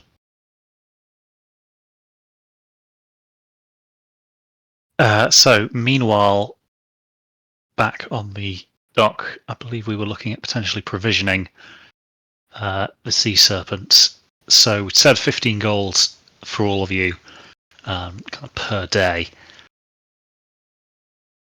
Lee May, you would know that realistically, a voyage from Balding to Taizao probably only going to take you, about maybe 3 days if the weather is on your side. Possibly, 4 or 5 if you encounter some adverse winds, but definitely no longer than that under normal circumstances. Okay. I relay this to everyone. So we can either get some more supplies, so in case we know there's a storm at sea or something, and it takes longer. But it is up to you guys. Sometimes I always say better safe than sorry, but The nice thing is these provisions are designed for long-term storage, so okay, you'll have a while before they go bad. cool. Yeah, we'll go with that one. I'll get those provisions. I'll buy them because I've got the cash. I can give you money as well. No, Are you trust sure? me, I'm fine. Yeah. Okay. It's my ship. I will provision us to go sailing. Aye, aye, Captain.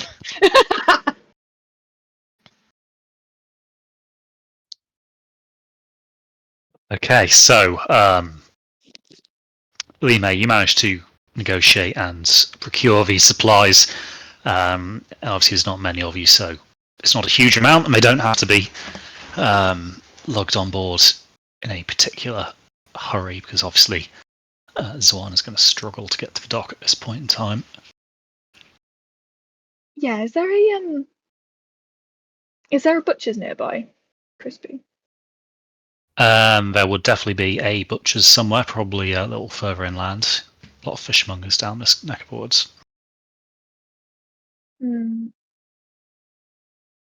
Just thinking, for one, it will be on Lee May's mind, because she has heard that obviously vampires need blood and not food. So that's kind of another thing on my mind. So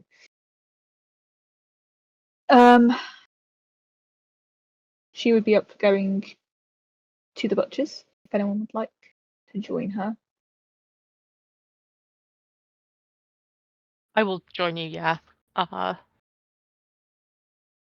For company. Yeah.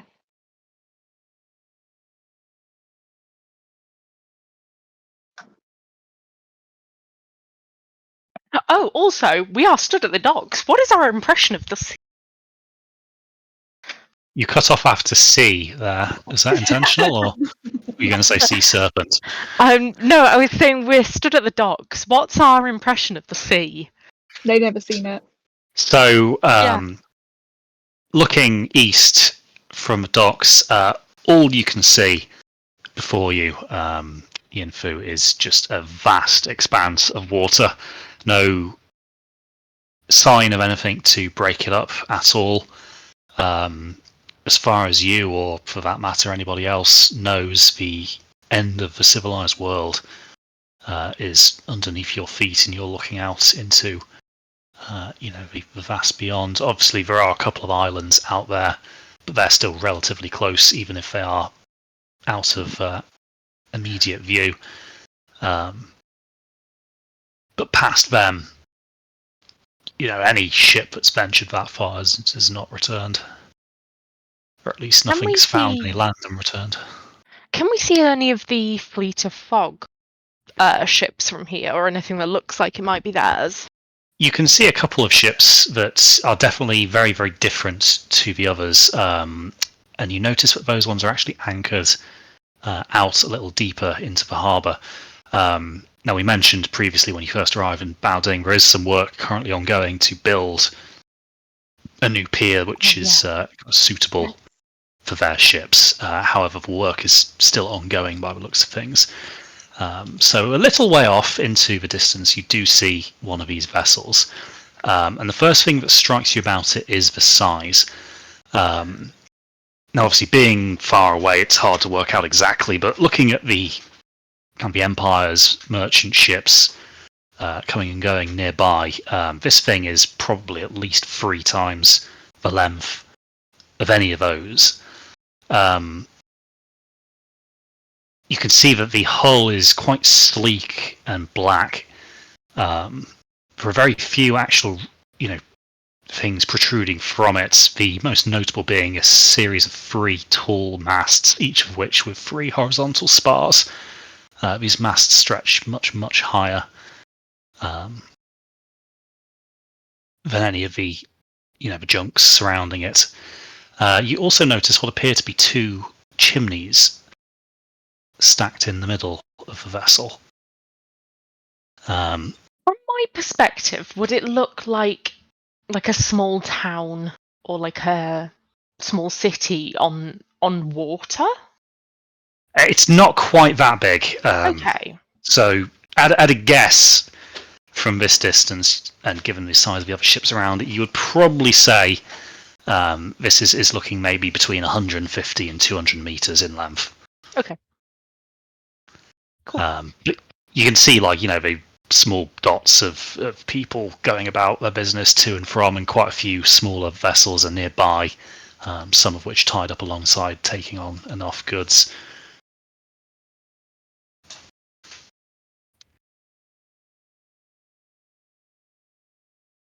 But it seems that these vessels are at anchor. They're not moving at all.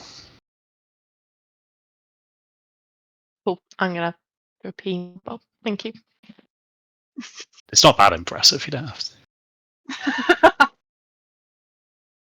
Not that terrifying, I should say. But yes, that's kind of your impression of the sea. It is vast and quite overwhelming to first behold.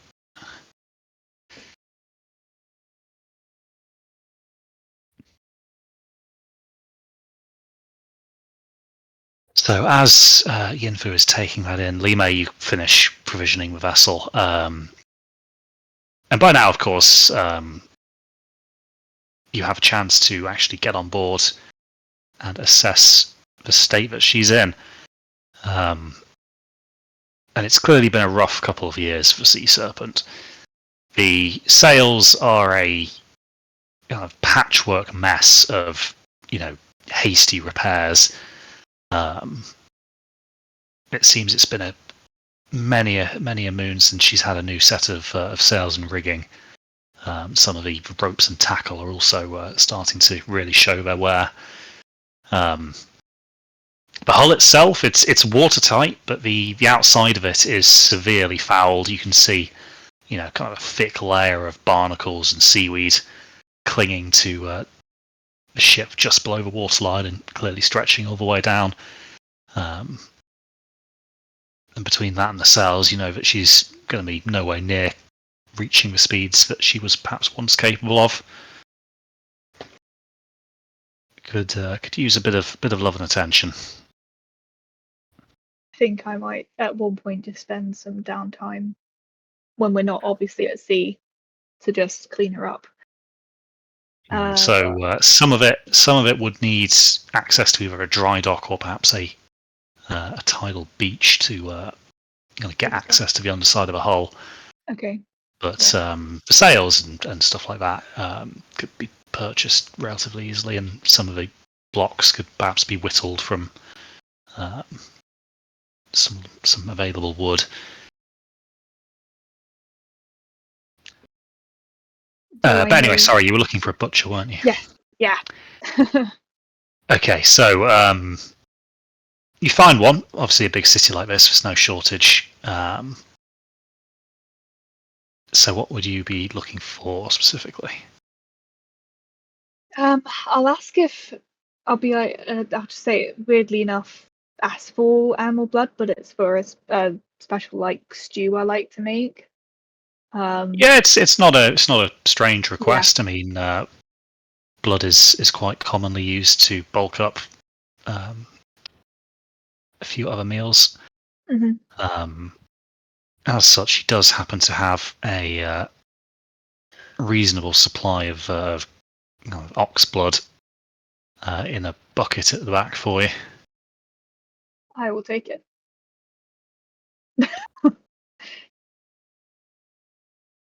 How much will it cost?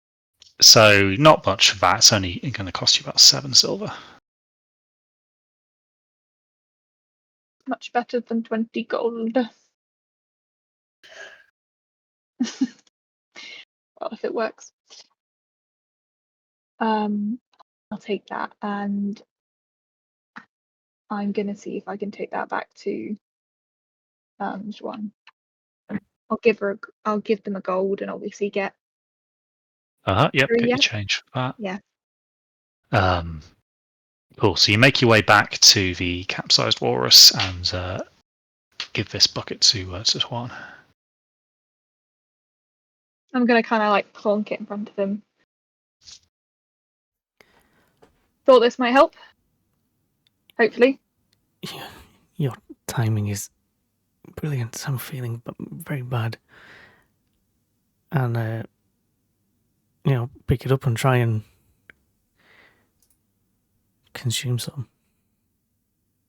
Okay, so Zwan, you drink some of this, and it's more appetizing, definitely, than the meats you tried to consume from the hot pot. However, it's still not really satisfying the cravings that are starting to manifest. Yeah, I put it on the floor after a mouthful or two, and I just shake my head. Oh. Well.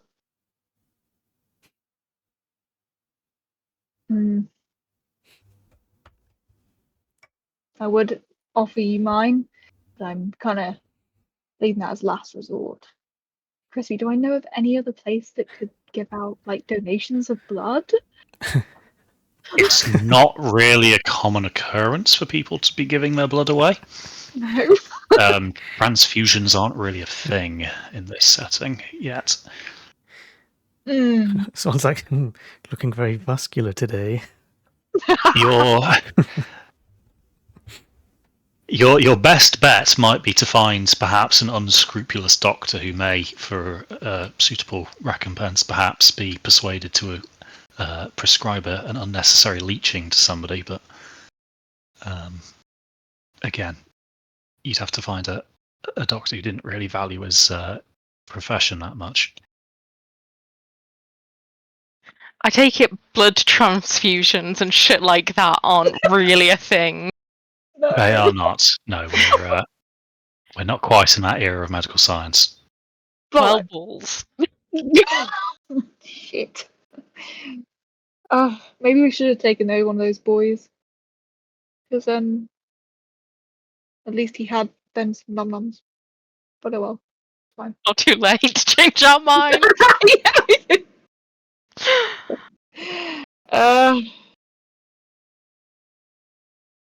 Well, the thing is,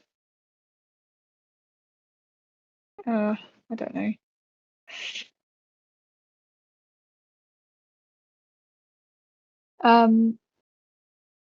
Crispy, does Swan look any does he look like he's unwell from not getting any?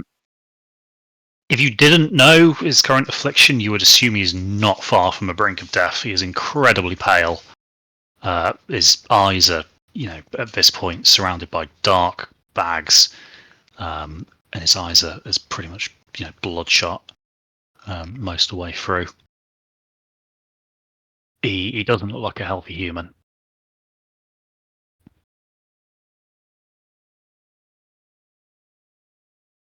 Right. Yinfu, are you with me, or are you not with me? Yeah, you are with me. I Okay. would have been trailing behind you, I think. Not necessarily paying full attention, but I'm with you. All right. Brilliant. Half the course. If you're with me, I'm gonna get a little dagger out. Slip my wrist slightly, and just say to you, stop him if he gets too much. And offer my wrist as one. You barely need to offer, and I'm already on the way. Oh, I see. Okay. I have just enough time to be alarmed, and it's happening. I'm like, okay. Yeah, so we've all seen how fast Swan can move, and that was back when he was immortal. Jesus. Seems he might have got a bit quicker since that day. So you barely have time to register the shock before you start to feel, kind of a sucking sensation on your wrist as one starts to kind of imbibe your freely offered blood.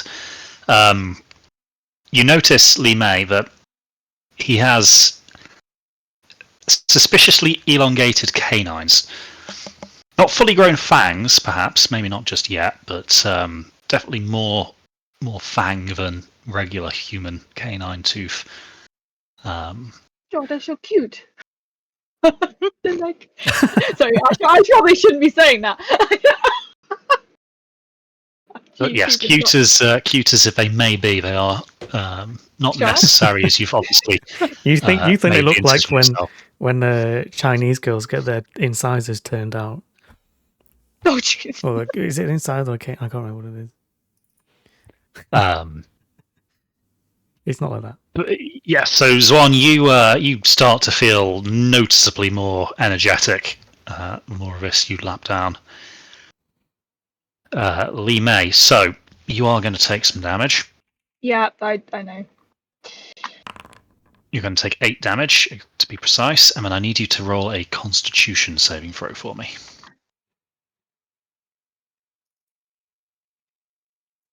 Where is it? There it is. Oh, for fuck's sake! Oof. So actually, oh wow, okay, yeah, that's not bad. Well, in that case, Li Mei,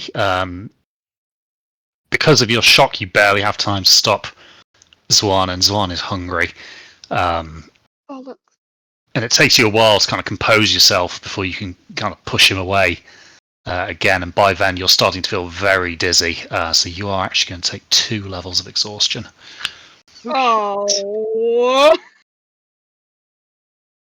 Zwan, you are going to lose yours.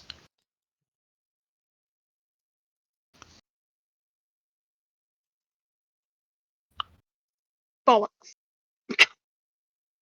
I had to roll in that one, didn't I? Oh, just shit.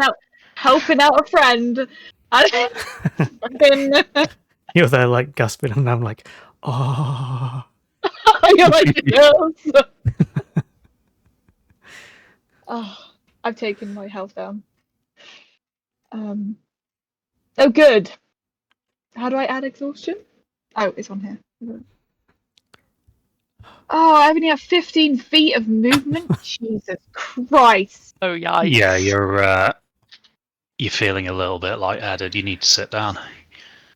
Yeah, I'm gonna just I'm gonna lay down for a minute. And like that, I'm gonna Over to bat. bed. I'm gonna bat like Sran away and just be like, "Fuck off." Just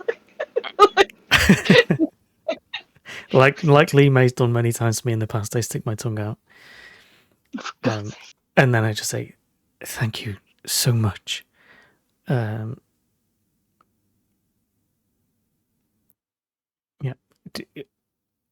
Do you need me to get you anything now? I think I should just sleep it off. We've got the provisions ready for the boat. Well, ship. Even though they made it look like a fucking boat.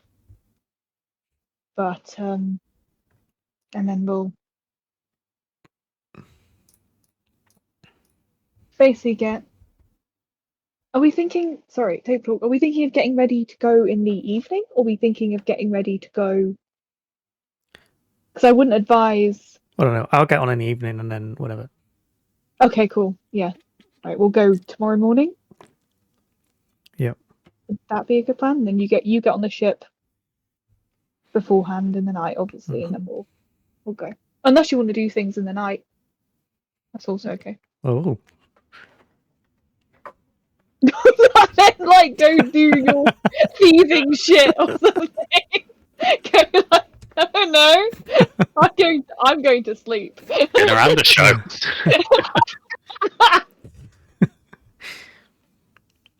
Thank you again. You're a good person. Is it dark already? Oh yeah, carry on. So no, at this point it's still kind of middle of the day. Sorry, I cut you off, Seb. No, I was just say I was going to flip you off. Oh. So it wasn't that important.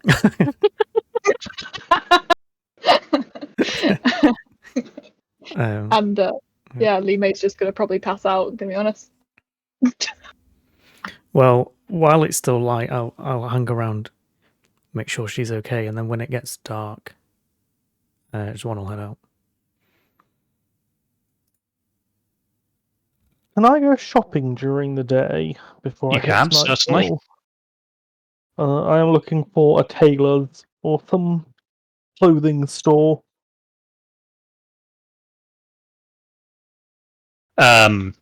Sure. So obviously it's a big city. You have no problems finding a tailor. What exactly are you looking for? I suspect I know the answer, but I'd like to hear it from your own lips. Yep, some form of all-over clothing for Xuan. Erlang still feels a little bit bad for blasting him with the power of the sun. So, like, big rimmed hat, long gloves, cloak, that kind of thing. Some quite substantial all-over protection from the sun. Because I imagine he's already got sort of fairly decent clothing on, fairly covering clothing, but something to help sort of just patch up the gaps in his armor per se. Okay, so there's actually, and this is probably quite a fortunate event for you. There's been an outbreak of what appears to be some sort of new disease reported in the city, and as such, there is actually a plague doctor's uniform.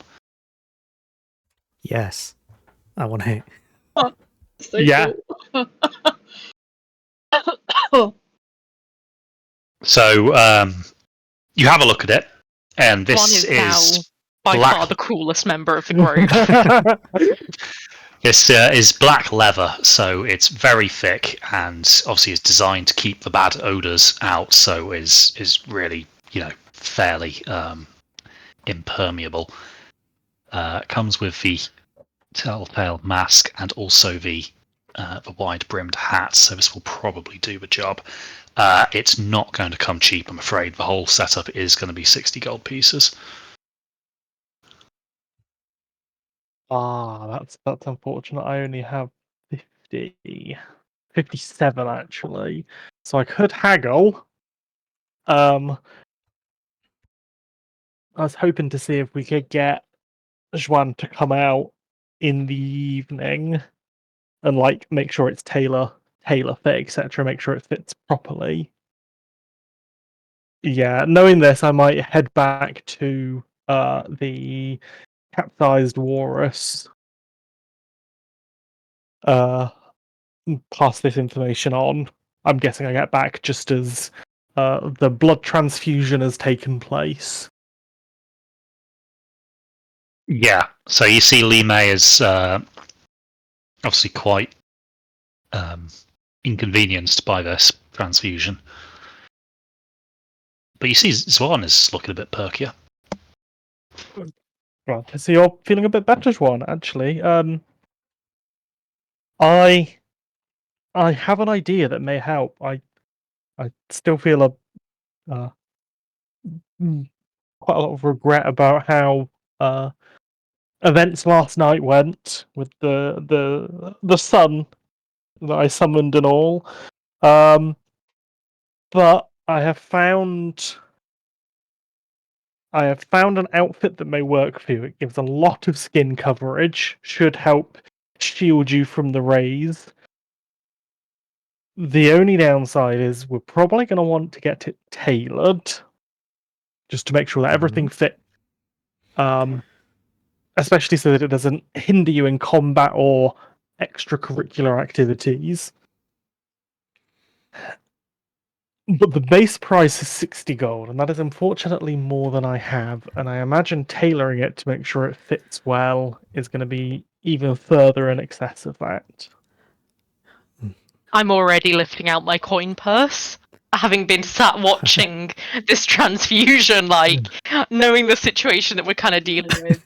I'm just, like, handing you coins until you, like, sort of like a few gold pieces at a time, and I'm waiting for a signal that you're happy, and I'm just like, I'm still handing you gold coins. Is it worth us going together? I'll pause handing you coins. I can let the tailor know that Xuan has a fairly severe sun allergy. And if they're able to stay open late in the evening so that we can get the outfit properly tailored and fitted. Okay, so it would be a reasonably substantial sale, so he's willing to stay open perhaps a few hours later than he usually would. We can also give him the payment for the base clothing, like, there and then. That's true. Maybe Okay, we're holding on so, to that until we get the goods, though. So as the sun starts to set, you guys make your way to the tailor. Obviously, Swan in tow in the cloak that he's currently got. But with all the buildings around you offering some shade, you don't have any real difficulty getting there unscathed. So this outfit, it's roughly the right size, but with a couple of alterations and about 45 minutes of extra time. As an extra request, would it be possible to adapt the mask so that we're able to take the front of the mask off easily without having to take the whole headpiece off as well? It would make it easier for him to, say, eat, drink, etc., without having to risk taking off the whole headpiece and developing sunburn. It'll take a little longer, and he's going to charge you an extra 5 gold for the alterations, but it could be done. Okay, so he comes back, and you can see now that the straps now have a kind of almost like you can see there's a point where you could unclip it almost. I'll leave exact mechanisms up to yourselves as to how you wish that to be, but yes, that is possible. It is now easy to take the mask off and on again while the hat stays on. Nice, wonderful. There we go. There you go, Juan. That should help with your severe allergies. Thank you so much. I can't just take this for free. How much do you want for this? Think of it as recompense for last night's actions. Whoopsie daisy. Whoopsie daisies. Let's go with that one. Okay. As an extra payment, can you please make sure Lee May is okay? I think I've really taken it out of her a bit too much. I'll go and tend to her when we get back. Quite literally. Hey. Lol.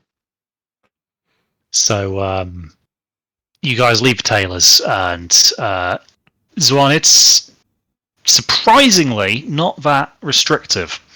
Obviously, the alterations you've had custom made play into that a large part, but given how tight and uncomfortable it looks, it's actually not too bad once it's on.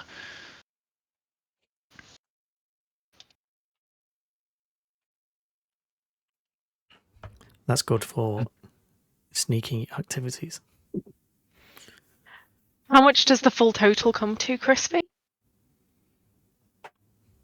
So we said it was going to be 60 gold, didn't we? And then the additional 5 for the alterations. 65. In the end, I tell Erlang I'm going to pay for the whole lot, and he'll even it out later on. We both pull out coin pouches, and mine is significantly lighter than Yinfu's. Yeah. By a factor of like 6. And I see this, and I'm like, no, yeah, I'll pay for that. As a aside that you notice as you walk back to the capsized walrus, Zwan, it seems that the residents of Baoding are giving you slightly wider berth than they were originally. Hmm.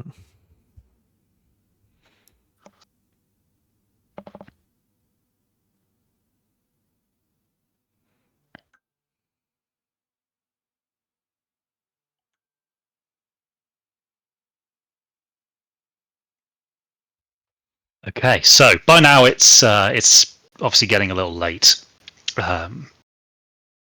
Lee May, the tide is going out. You reckon that you're probably the earliest you could get away. Probably about 3:30, 4 o'clock in the morning. Okay. I've had a nap, but that does not touch the exhaustion, I'm guessing, at all. I'm afraid it would require a long rest. Bollocks. Okay. Okay. When we get back, can I do a medicine check or something like that to see if I can sort of smooth over the worst of it? If I've got any sort of potions or tinctures, or can make something to sort of ease the symptoms, at least temporarily. You could roll one. Yeah, I won't stop you doing that. 16. So, Erlang, it is very apparent that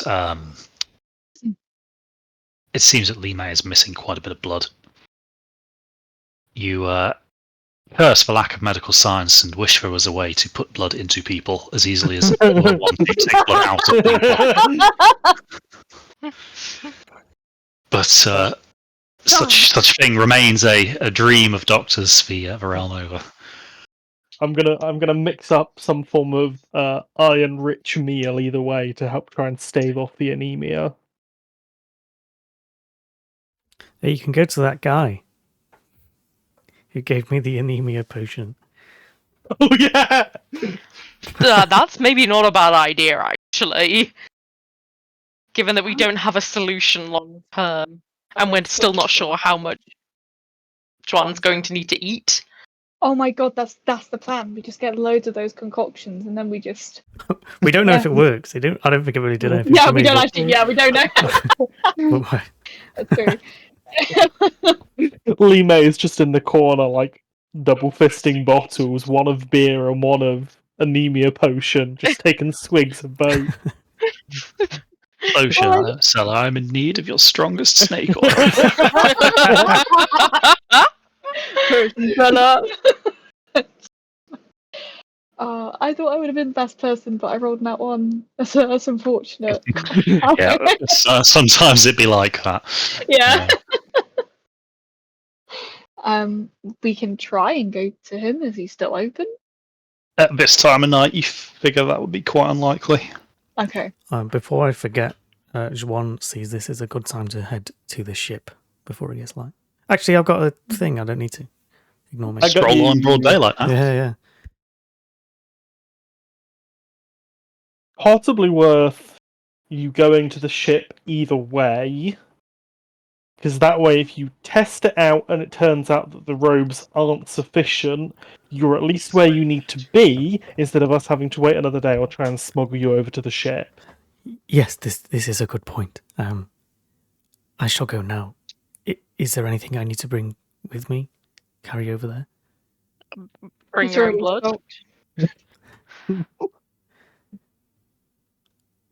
But it's already stocked and everything, so we should be good to go. Are the sails okay, Crispy, from what I saw, to use for our journey? Or do you think- They're serviceable.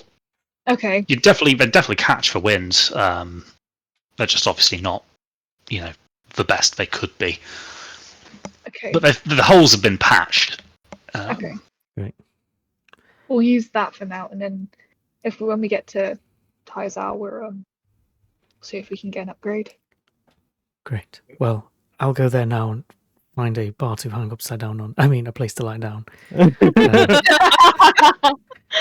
I'm glad we're getting out of town sooner rather than later, because a plague doctor vampire thief, if you stuck around for long, you would go down in history as the local boogeyman that people parents tell their kids about.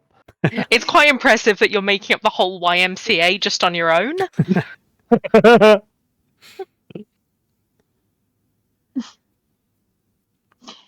Right. I'm gonna sleep, if that's okay with everybody. Yep. Yeah, I Like- think that's a good idea. If I could try and get a long rest, I'd be very appreciative. Okay. So, to reiterate, most of you are sleeping at the Capsized Walrus, and Zwan is going to sleep on the Sea Serpent for the time being. Yeah, I think at this point, if anyone tries anything funny with the ship, Probably going to have a bad time. Yeah. they're going to have a very poor time, especially now that he's fed. Oh, I'll get even more fed. Okay. No bad thing. So, in which case, you guys head your separate ways and proceed to get a good night's sleep for the upcoming day ahead. Rich, would you join me in another chat, please? Okay. Oh. Yeah, we'll go up 1, 2. Hello.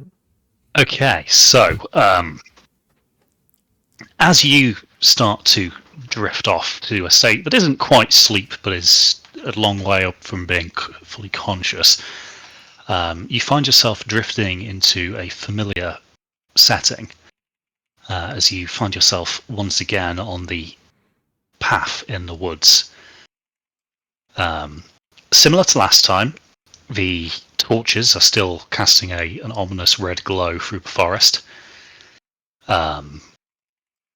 And the path is still laid out in front of you. However, this time you feel no intrusive presence.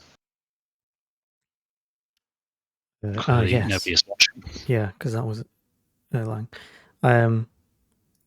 Well, I know where I went last time and saw the figure, so I'm going to go and see if I see the same figure. You walk along the path. You follow the stone as far as it will take you, and as like the previous time, you come to the stone altar, and sure enough, the figure is crouched once more. And just as happened last time, he rises and begins to turn. Only this time he manages to complete that turn. You find yourself staring into the face of a creature that is impossibly ancient. Its face is gaunt, its skull appears to be elongated. Something deeply out of place, like this. This is a kind of humanoid skull that you've not seen before. Like, it's far too long to be a human. It's not dainty enough to be elven. You really don't know what you're looking at, but the eyes are set deep back in that withered skull, and you can see the creature has fangs that actually kind of stretch down past its chin. Ah, I see the congregation grows. And you're jolted awake. Okay. Whilst I've got you here, on an unrelated note, we are going to need to find you a lair. Now, usually, that would be where a vampire died and became a vampire. Or in absence of that, at least some soil from that area to take with you where you travel to serve as, a mobile lair. Because obviously, Yeah, if we're like we can't have you miles teleporting away. back to that patch of road every time you go down in combat. Because Yeah, that would be annoying. that's an interesting one for you, because on the one hand, it's going to make it very hard to actually kill you. However, in combat, it could potentially knock you out of a fight quite early. Yeah, yeah. So that's going to be one to consider from now on in your combats. Obviously, if you are incapable of using Misty Escape because you're in sunlight or are in running water, and I should point out here, the sea doesn't count as running water. It would need to be a river. Okay. Yeah, yeah. Although you're deeply uncomfortable on the sea, but as long as you've got that bag of dirt with you, shouldn't be an issue. But yes, you'll essentially be paralyzed for an hour while you regenerate. And you may have guessed it, but this vampirism is going to be very much a milestone-based thing. So as you kind of progress further down that route, we're going to start seeing various changes happening. But you've had your first feed, so that was the first step on that path. Yeah, we'll have to figure out what we do about the soil thing. For the sake of time and ease, we might just say that you snatched a handful of dirt when you were in that tent. Took it with you because it felt special to you for some unknown reason. Just saves us having to just wreck on it. yeah. Just again, it's just a bit neater.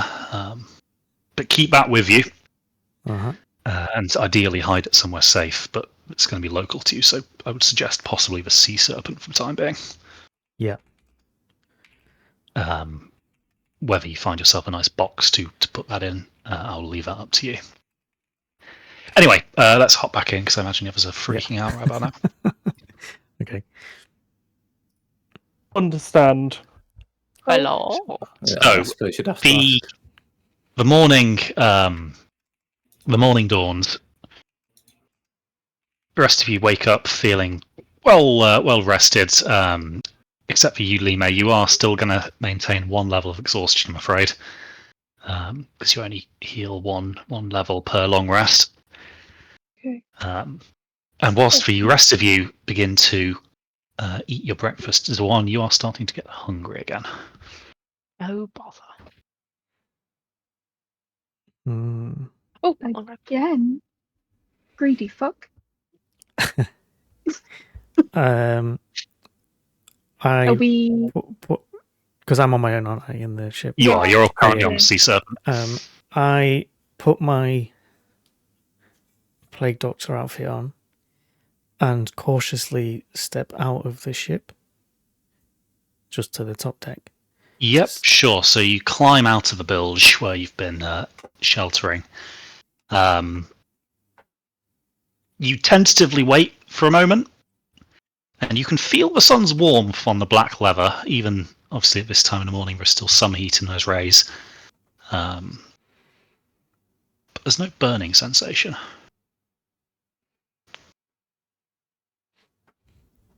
Nice. Rejoice.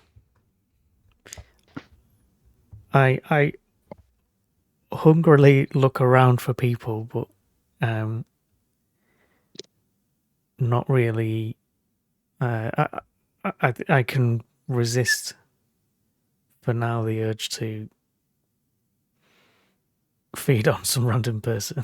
Yes, blood everywhere, but not a drop to drink. There's a lot of activity on these dockyards, but obviously not much privacy to exploit that fact. Yeah. So I decide to sit around and wait for the others. And on the top deck because I can sit in the sun. Okay, so the rest of you, after you're finished eating breakfast, you make your way down to the quay where obviously you'd arranged to meet. And sure enough, Swan is sitting on deck in his Plague Doctor outfit, getting some strange looks from passers-by. But it also means that nobody's been on board to bother him. Excellent. Lee Mason be like, "Yay, it worked!" That is good news. And she is gonna. Actually, she's not. No. Yeah, okay, that was right. Yes, very good news, but unfortunately, I am requiring blood again. I am not volunteering this time. Only Probably- because I'm quite tired. Probably better I do, at least in the short term. But this does also raise some questions about how we manage this at sea.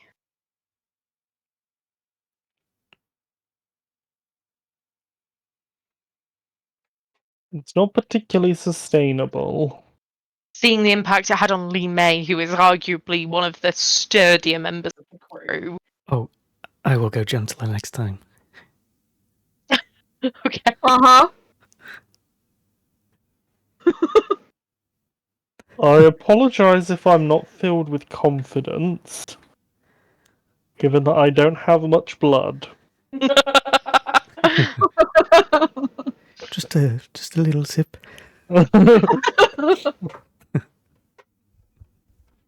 Mayhaps cheeky snifter.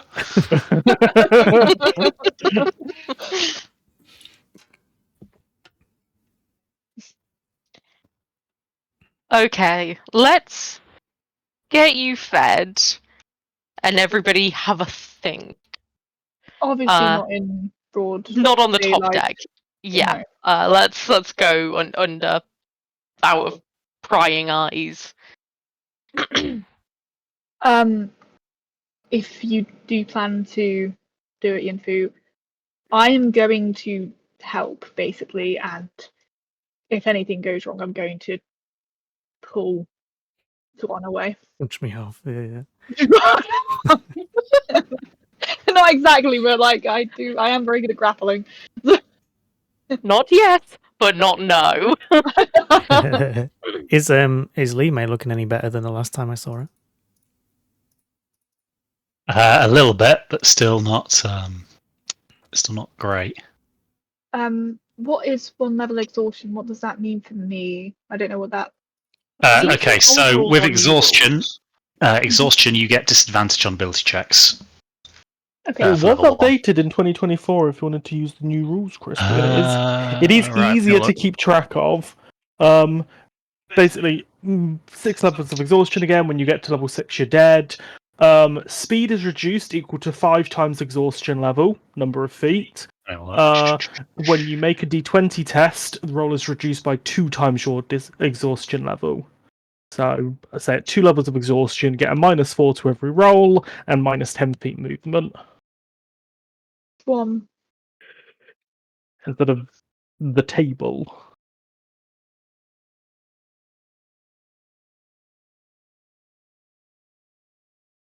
Could be interesting. Oh, so it always affects every D20. Yeah, Yeah, always because all affects of them for less, but But as it it goes builds up, it up. It ramps gradually up. gets Yeah, more. yeah. The only big difference is the lack of half hit points. Oh yeah. Oh, what a shame. That's an interesting one. Because the new rules are more universal, so obviously being exhausted in combat is going to be reflected. Yeah. Hmm. A But it's bit. also easier to remember because it's Yeah. just It does also times make by more order. sense. Yeah, I'm exhausted, but only for specific things. Yeah.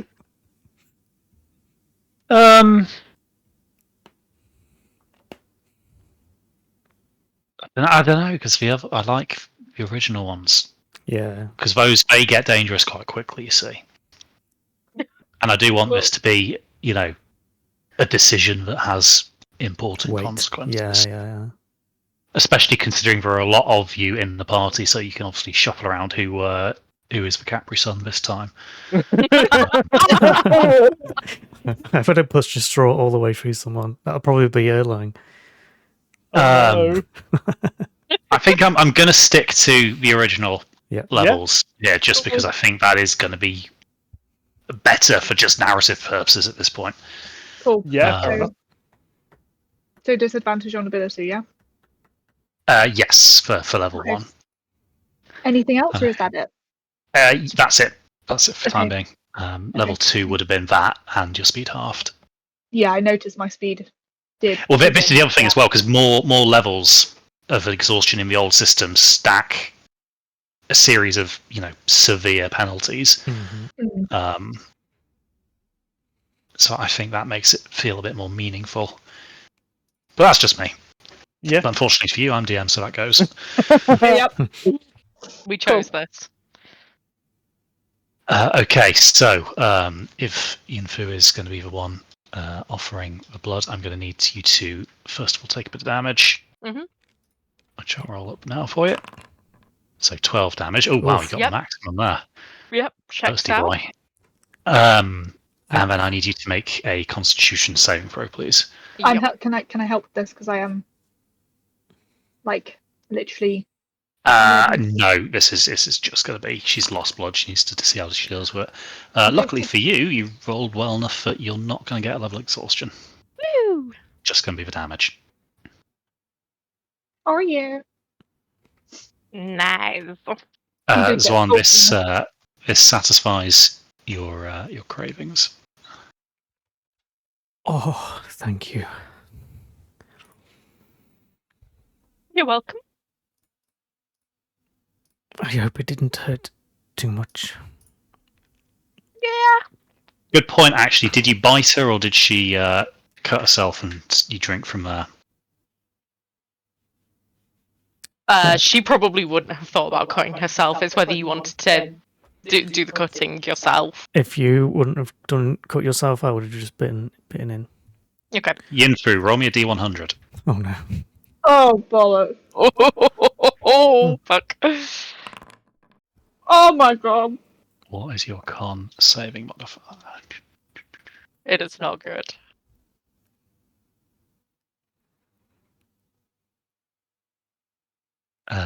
You are Plus not 2. lying. It isn't good, but okay. Thank you. Mhm. Okay, so Zwan, you are fully satisfied with that.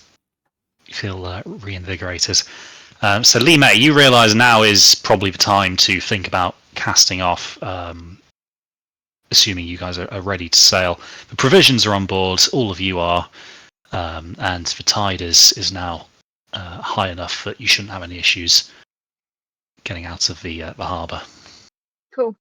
I'm gonna basically just help everyone get the ship ready to go. I've still got my rat hat, which I forgot about, so I'm gonna adjust it like it's my pirate captain hat. There's not. Uh-huh. It's a shabby piece of shit, but that's okay. Sticking with the theme then with this vessel, but you instruct everybody as best you can, and then you cast off the lines and hop on board. You've entrusted Wide-Eye with a large oar to kind of push off the key and out into the channel.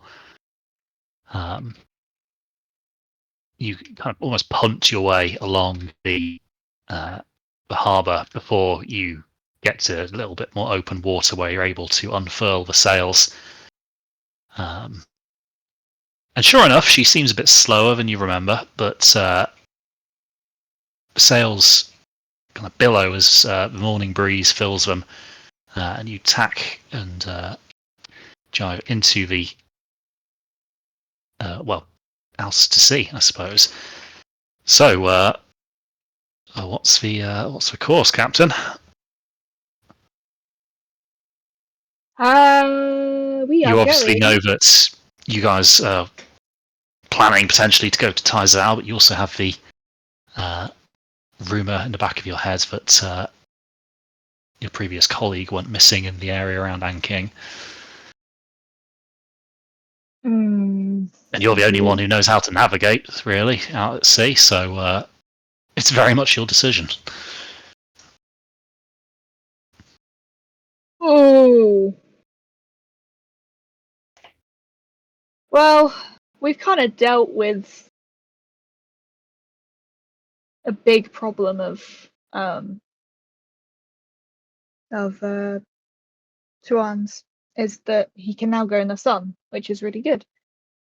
I like that you're already justifying this to yourself. Yeah. I'm like, I know, I wonder but- which one she's going to pick.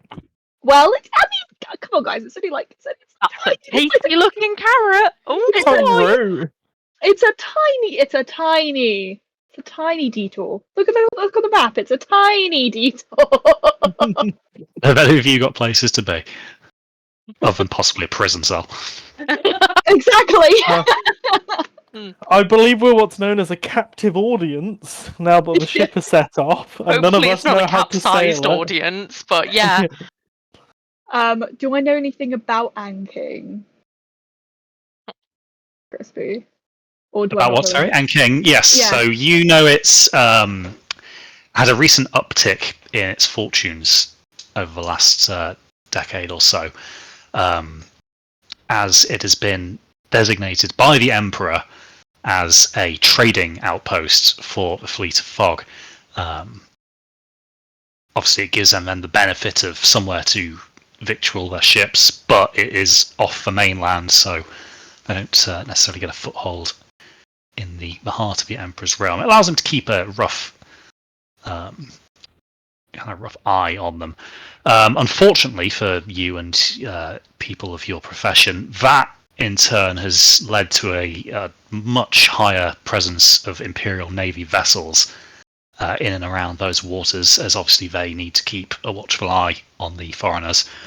But the wealth of goods and coin that the trade has brought has seen the city grow quite rapidly. And is drawing, people from all over, as well as serving as, a bit of a staging post for fleeters. So there's quite a few of them knocking around on the island, which has caused a bit of tension, perhaps every now and again. But by and large, it's been quite a profitable arrangement for all involved. Okay. As I do think about us, I'm going to rip off. Obviously, I'm assuming we have ripped off the sea serpent's name, and I'm gonna toss it. Yep, I'm sure that's a task that Wide-Eye's Axe is probably well suited to. So that wouldn't take you too long to discard of that. Maybe rough it up a little bit to maybe think it's natural damage, and you toss that overboard. No doubt the relevant tides and currents will bring that ashore somewhere to be found. Okay. So, are we decided on that name for the new vessel? Are you guys all right with Siren's Call, or do you want to go? Lee May, with your something else? captain. Your boat. You get the choice. Hmm.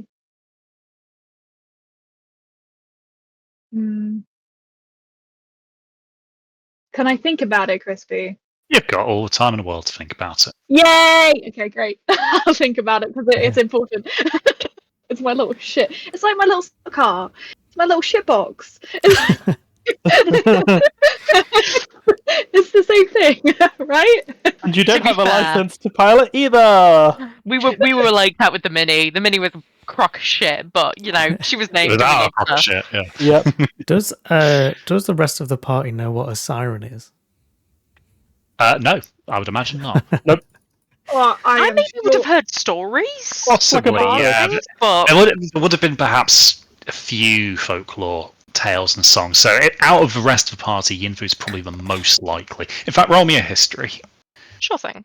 Or actually, no, performance, because it would be a oral tradition. So, I definitely know about them. oh yeah, you've heard of sirens before.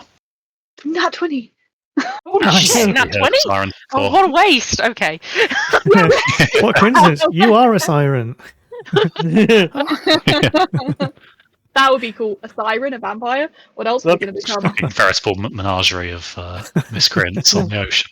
We're That's why full she dances cryptid. instead of sings. That would be a very interesting campaign, actually. Just a party of Ew. cryptids, and nobody knows who is what. They've got That to That would they be go along. so cool. It's like Cluedo, just instead of working out who and what and where, just what. Guy turns up in the last session. He's been the invisible man all along. Oh my god. Anyway, I am going to try and convince everyone if we can go to Anking because it's lit. Sure. And we get to see what the Fleet of Fog are up to. I think that's the. No? Yes? We might actually find some. Then the Fleet of Fog look like vampires to me. Where was the guy's tattoo on his bum? What was that? Was that Huang Shan? Yeah, it was. It was up here. We're not going Great there. tattoo. Well, we have to. We have to go find the shitty wizard. To be fair, we do have a ship now, so we must go. We literally have the means. But no, I think we should go to Anking first and then to Taizao because it's just a tiny detail. You're the only one that can pilot this thing. We go where you make us go. I have Yeah, no complaints. All right, we'll go in. Li Mei is very Okay. satisfied. Okay, so you guys are quite quickly put to work by Li Mei, who is kind of calling out instructions left, right, and centre before realising, obviously, that you guys have no idea what she's actually asking you to do. So, Li Mei, it's quite a frustrating experience having to teach these guys basically from scratch how to, kind of operate a sailing vessel. You are quite literally showing them the ropes. But after a while, they get it well enough that you can make at least decent progress.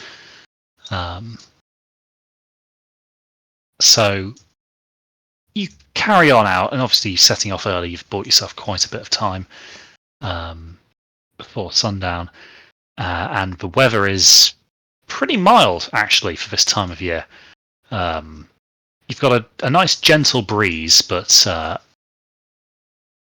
nothing that's going to really upset the sea state to the point where it should cause you any significant delays. You reckon you'd probably be at Anking by sometime early tomorrow morning. Oh, brilliant! Amazing. Erlang, roll me a perception, please. Oh no. Please, for the love of God, Other than that 20? please. That's right. And then it was perfectly between. It's a nat 10. Okay, so Erlang, you've found a space up on deck to take yourself a self-prescribed rest. So as you kind of lay yourself down, you kind of put your arms up behind your head, and you notice something curious. Up around the sails are what appear to be a shoal of small silvery fish, only they're not swimming in the water, they're swimming in the air, and they seem to be dancing around the sails. Li Mei, Yeah. Are fish in the ocean different to fish in rivers and ponds? Well, of course, if it, yeah, it's different water, well, look, see, there's a couple of, things. What, why? Because those ones aren't in the water, and I've not seen fish do that before. I look up to see what he's looking at. You look up to where he's pointing and you see the sails. Erlang, I don't see anything. Yeah, I'll kind of walk over, point their head in the right direction, and point no, and describes that there's silvery fish swimming around the sails. I have I'm going to no cast idea. guidance on her again to see if it helps. There you go. Now you can see. Look. Crispy, do I see anything?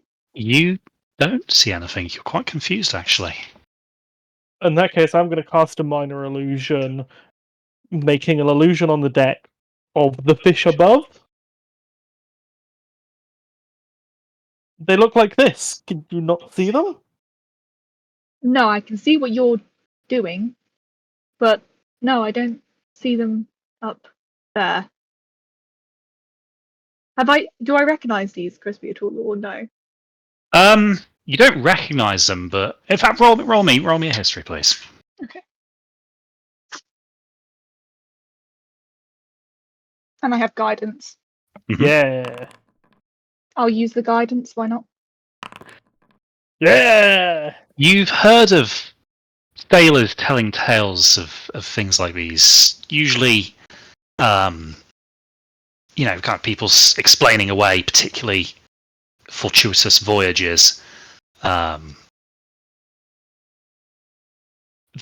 swear that it's the spirits of the sea. You've always kind of put that down to, just standard sailor superstition, but it appears that Erlang, who clearly is a landlubber, might be potentially seeing something here too. I'm going to call over the magically inclined and see if they can see anything. Again, guidancing where necessary. Sure, I'll come over and have a look. Unfortunately. Yinfu, you just see the sails as well. Where the fuck is Elias, man? Just fucking passed out. He is bent over the side, being horrendously seasick. He's had a bad couple of weeks. He's had the runs recently. He's sick. Poor guy. I know he's a wizard and has low constitution, but even still. He must have eaten my leftover stew. Oh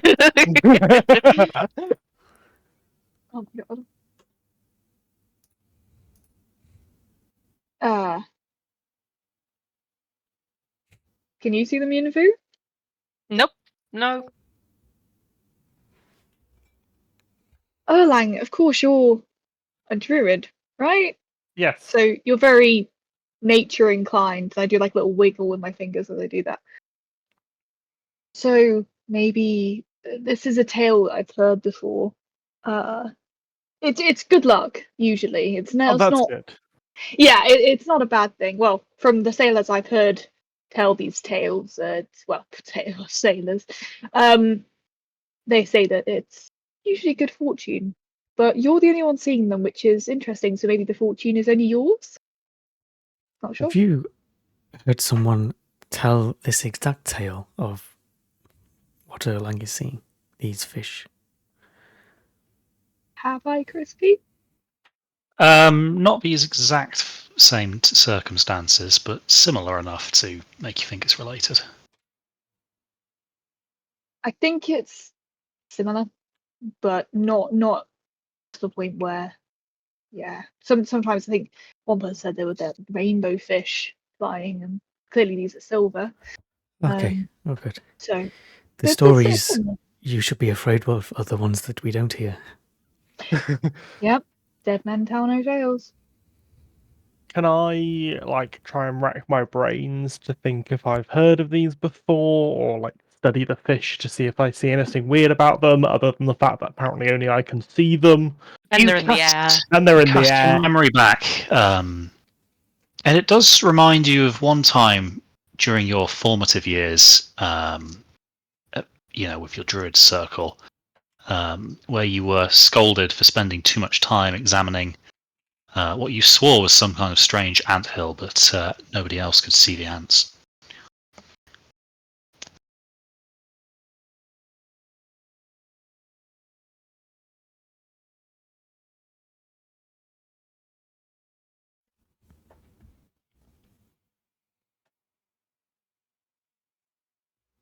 Hello. Can you touch them? Are they physical for you? Or? They're up too high, and I'm quite short. Ah, They're around the mast, though. Can you climb up it? I can try. I can help you get up because That would be very appreciated. It I is am well twice as versed. far for me. Can I give you Yeah. bardic inspiration for this? Go on. There you go. Have a bardic inspiration. Thanks. I will similarly. As you pointed out, you can actually attack him for free doing that if you wanted to. Unarmed Attack him for free. Yeah, you mentioned last session when you cast one of those, you get an unarmed strike for free. So just pointing it out there, let you know your full extent of options. Think about it. I decide against it.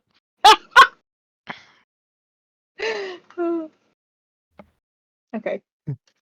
Okay, so given some suitable words of encouragement, and perhaps a leg up from Lee May, roll me an acrobatics or an athletics. The choice is yours.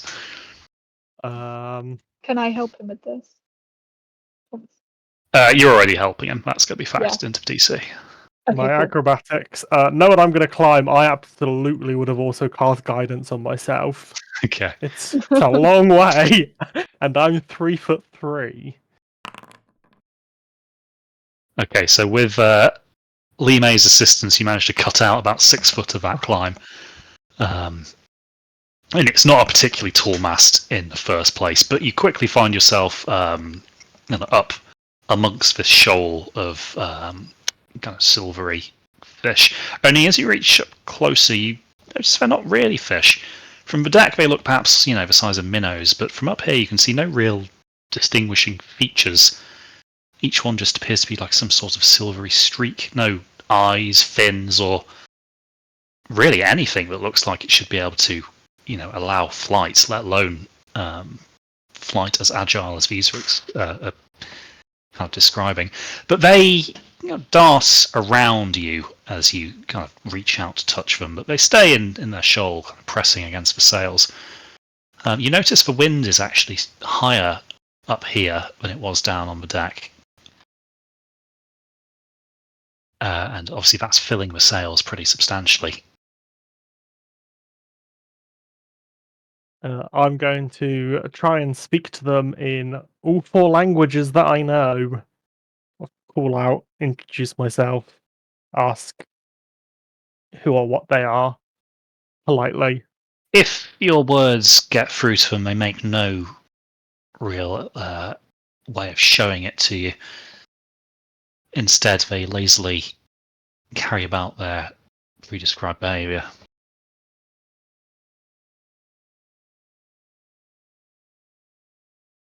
I'm going to climb back down with Lee May's hearty assistance. I don't know what they are. Turns out they're not fish. They're more like silvery streaks. Right. But they Were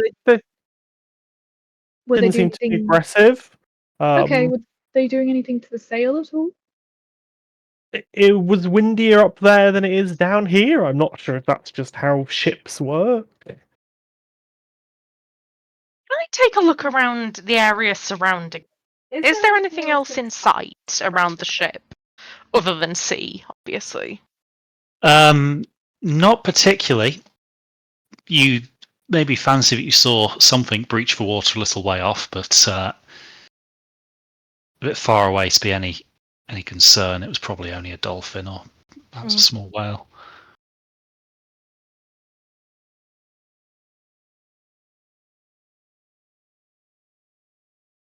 So strange.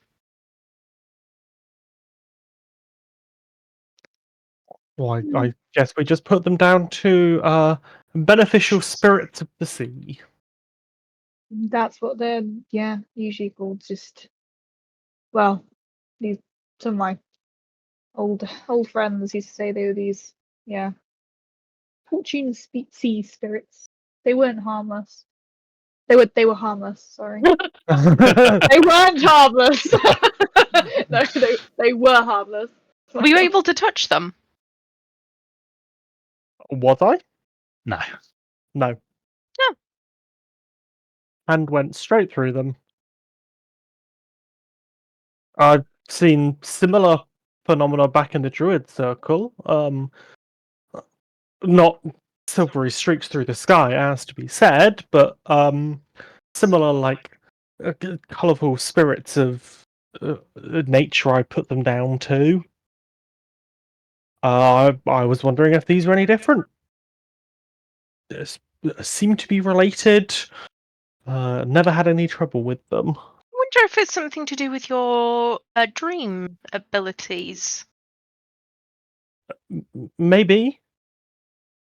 I know the spirits, the realm of dreams, and the Feywild are all connected, so it's a possibility.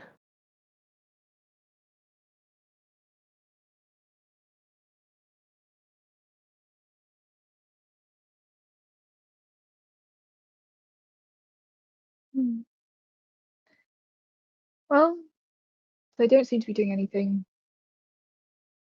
vicious or damaging the sail. I think we'll be fine. Yep, they obviously never harmed you in the past. Well, they never harmed. I personally weren't on my ship, but I mean, Erlang has seen these when he was younger. They didn't harm you, right? No. Okay. No, he just turned out like this naturally. Yeah. I was Like once 6 foot tall.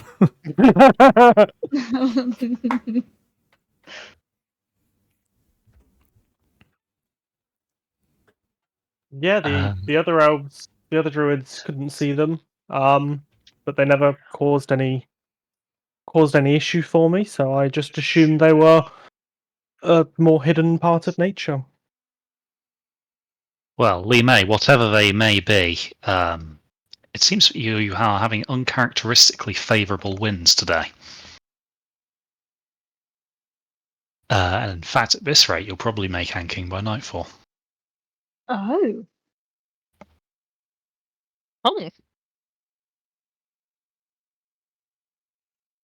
What is the sea dragon? Is there? Sorry, it's weird. Not a weird question. Is there a sea dragon god? Hang on, I can find this out. Yes, there yes. is. I have that somewhere in my journal. Bear with me 1 moment. Hulau, That's the one. dragon god of the unending seas, which is the god You tried to talk and to, not right? a priest in the temple. That's the one.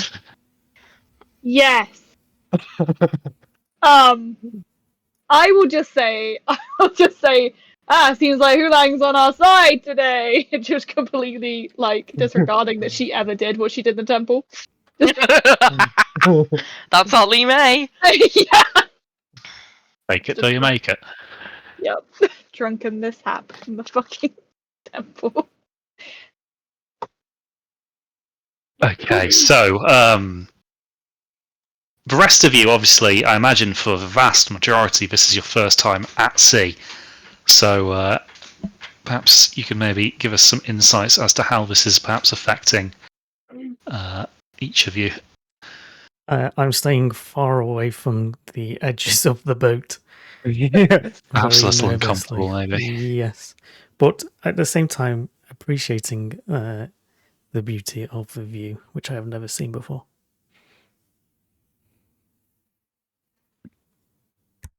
Yeah, I'm excited as hell, but as has been previously discussed in a different campaign, hooves do not make good feet seafaring. So I'm like a kid, but every now and again I just go sliding across the deck or splat on my arse. Yes, unfortunately, as she's not the largest nor the deepest running vessel, for the time being, sea serpents, seafaring and seakeeping is leaving quite a bit to be desired. She's rolling and pitching a fair amount. Obviously, now that you're kind of out of the harbour's sheltered waters, although the sea state still isn't rough by any stretch of imagination, you are kind of starting to get buffeted by some larger waves. Doesn't seem to faze Lee May, though. She quite calmly steers the vessel on through.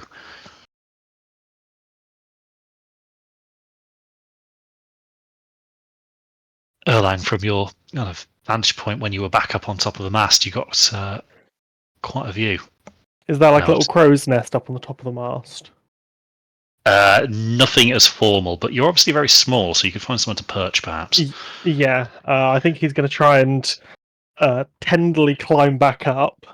It was nicely May giving him assistance the first time, so he knows he can do it, but she can't be there every time. So he's going to sort of slowly and carefully climb his way back up the rigging and find somewhere to sort of sit down, wrap his legs round the top of the mast, etc., and just study the fish spirit things some more. Okay, cool. So yeah, you do that, and also you've got to keep quite a tight grip as up on top of the mast. This pitching and rolling is amplified. You kind of get over the motion of it before too long. The ocean. Wide-Eye, a man as travelled as you, I imagine you've seen a fair few things, but I wager the ocean probably isn't one of them. No, he's been to the shore before, but Wide-Eye's never been out on the ocean. But he is also aware that he is now trapped on a vessel, surrounded by people, with nowhere to go, and a goat that bleating is driving him insane. So he will also be spending a lot of time meditating, lest he suddenly transform into a bear out of pure rage. Okay, so the second time in as many campaigns, Jason's PC's internal monologue is screaming.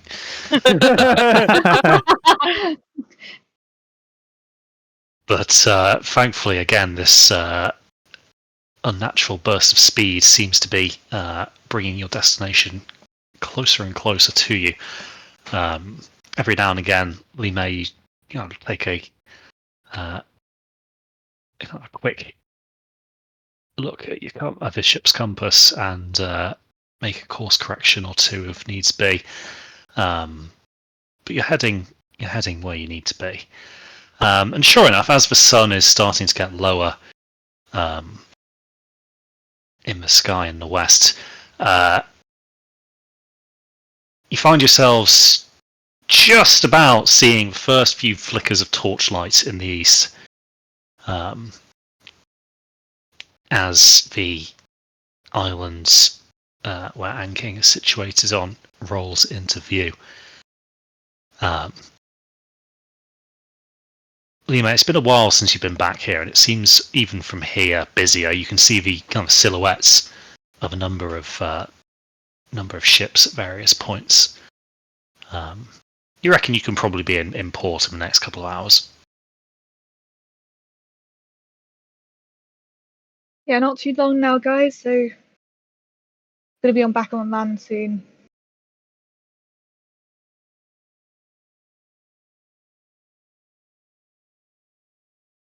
Do I? Okay. No, I'm guessing I'm close to see if I can recognise any ships.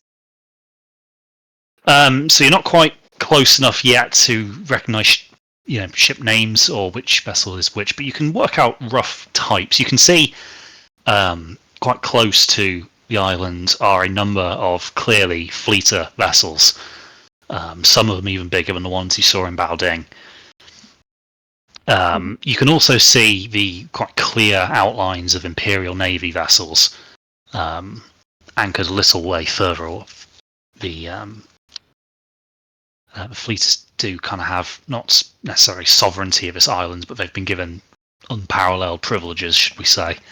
And as such, they are kind of treated as guests here, and the Imperial Navy has to be seen to be abiding by that treaty.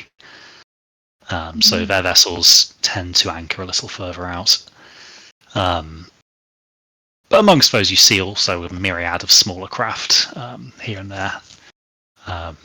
Presumably a number of merchantmen, fishermen's vessels, those kind of things. But nothing clear enough to make out, individual vessel names.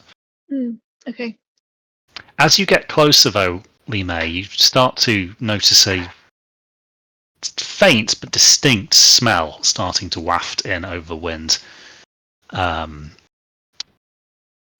sure enough, after about 45 minutes have passed, you find the visibility starting to drop considerably as this almost oppressive smog starts to roll in. It smells distinctly of burning.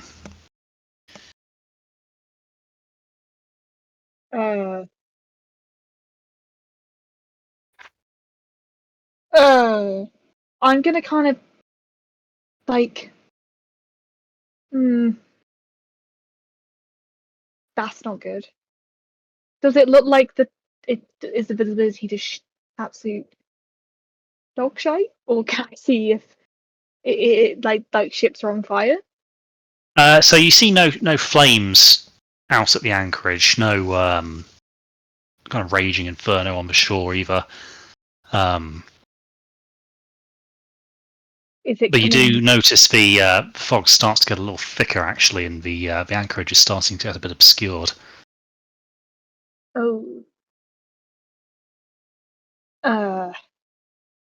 By now, the smell is starting to get almost a bit sulfuric, with that that telltale burning smell, kind of almost masking it. But you can make out the sulfurs in there. Those of you kind of looking out the front of the vessel, kind of as this smog, as you kind of sail into it, your eyes start to sting a little. Do we want to get closer to this, or do we want to pull back and see what happens? I think pulling back is a good idea. Am I able to do that, Crispy?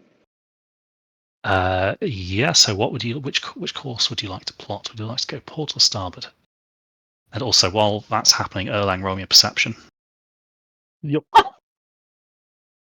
Lee May, I'm going to need you to give me a course before you say that. Flat 10. I'm gonna go kind of away from port. So. Sorry, I should probably clarify. Port and starboard is in left and right. Oh, see, I did not. That did not. I did not understand that. I was just like, I probably. Away from port's a strange way of saying starboard when I gave you two. I'm gonna if everyone I can towards the smaller boats. So whatever direction that is. Okay, so you take a turn to port. Okay, port. Erlang, you are struggling with this smog from your little vantage point. However, you wipe your eyes just as this smog is starting to get really quite thick. You could, the visibility now is very low, probably about maybe 100 meters, 150. The low light levels don't make it any easier. However, you see something vast rearing out of the smog and heading straight for you. It looks like it's going to pass just off your starboard beam. I'm going to try and carefully climb down from my precarious position, but I will call down to everyone, big shape that side, and point in a direction as much as I can. He doesn't know nautical terms. So that's going starboard, so we're going the right way to get out of the way? So, Lee May, you see the shape shortly after Erlang points it out, and it is going to pass you on your starboard beam, but it is going to be close. Thankfully for you, you are already in a turn to port. You turn the tiller even further. The benefits of the Sea Serpent being a small ship is she's also an agile ship. And as you, take this turn further, kind of shrinking the arc that it's describing, you guys, your ears are rattled by what sounds to be just like a colossal horn being blown. And the shape kind of quite quickly turns into the prow of a very large vessel. And as it goes by, the rest of you can't just look up and see, the railings of this vessel are probably a good 20 meters above where you guys are. And you can see like a few soot-lined faces peering down at you, a few of them kind of yelling at you in a tongue that you're not familiar with. And you can see this billowing smog is just pouring out of some chimneys at the top of this vessel. Does it look like the vessels that we spotted earlier? You suspect you may have found out why they're called the Fleet of Fog. Gotcha. Gotcha. But out of harm's way, you kind of watch as the shape recedes into its own kind of cloud of exhaust smoke. It's steaming towards Balding, which is why you ran afoul of it. But you bring yourself around the headland it had just come out from, and sure enough, the port of Anking beckons. The port itself, again, similar to Balding, wasn't built with ships of this size in mind. However, Anking possesses quite a sheltered natural anchorage, which is another reason why it was kind of selected as the site of the fleet's trading outpost, which serves their purposes to anchor the ships and then ferry men and material to and from the shore. But for a vessel of your size, you have no problem approaching the port itself. And Lima, you very carefully guide the vessel in most of the way before you furl the sails and have Wide-Eye kind of paddle you in the rest of the way. And I think that's probably where we're going to have to call it for tonight. We aren't going to have time to do much more. Cool. So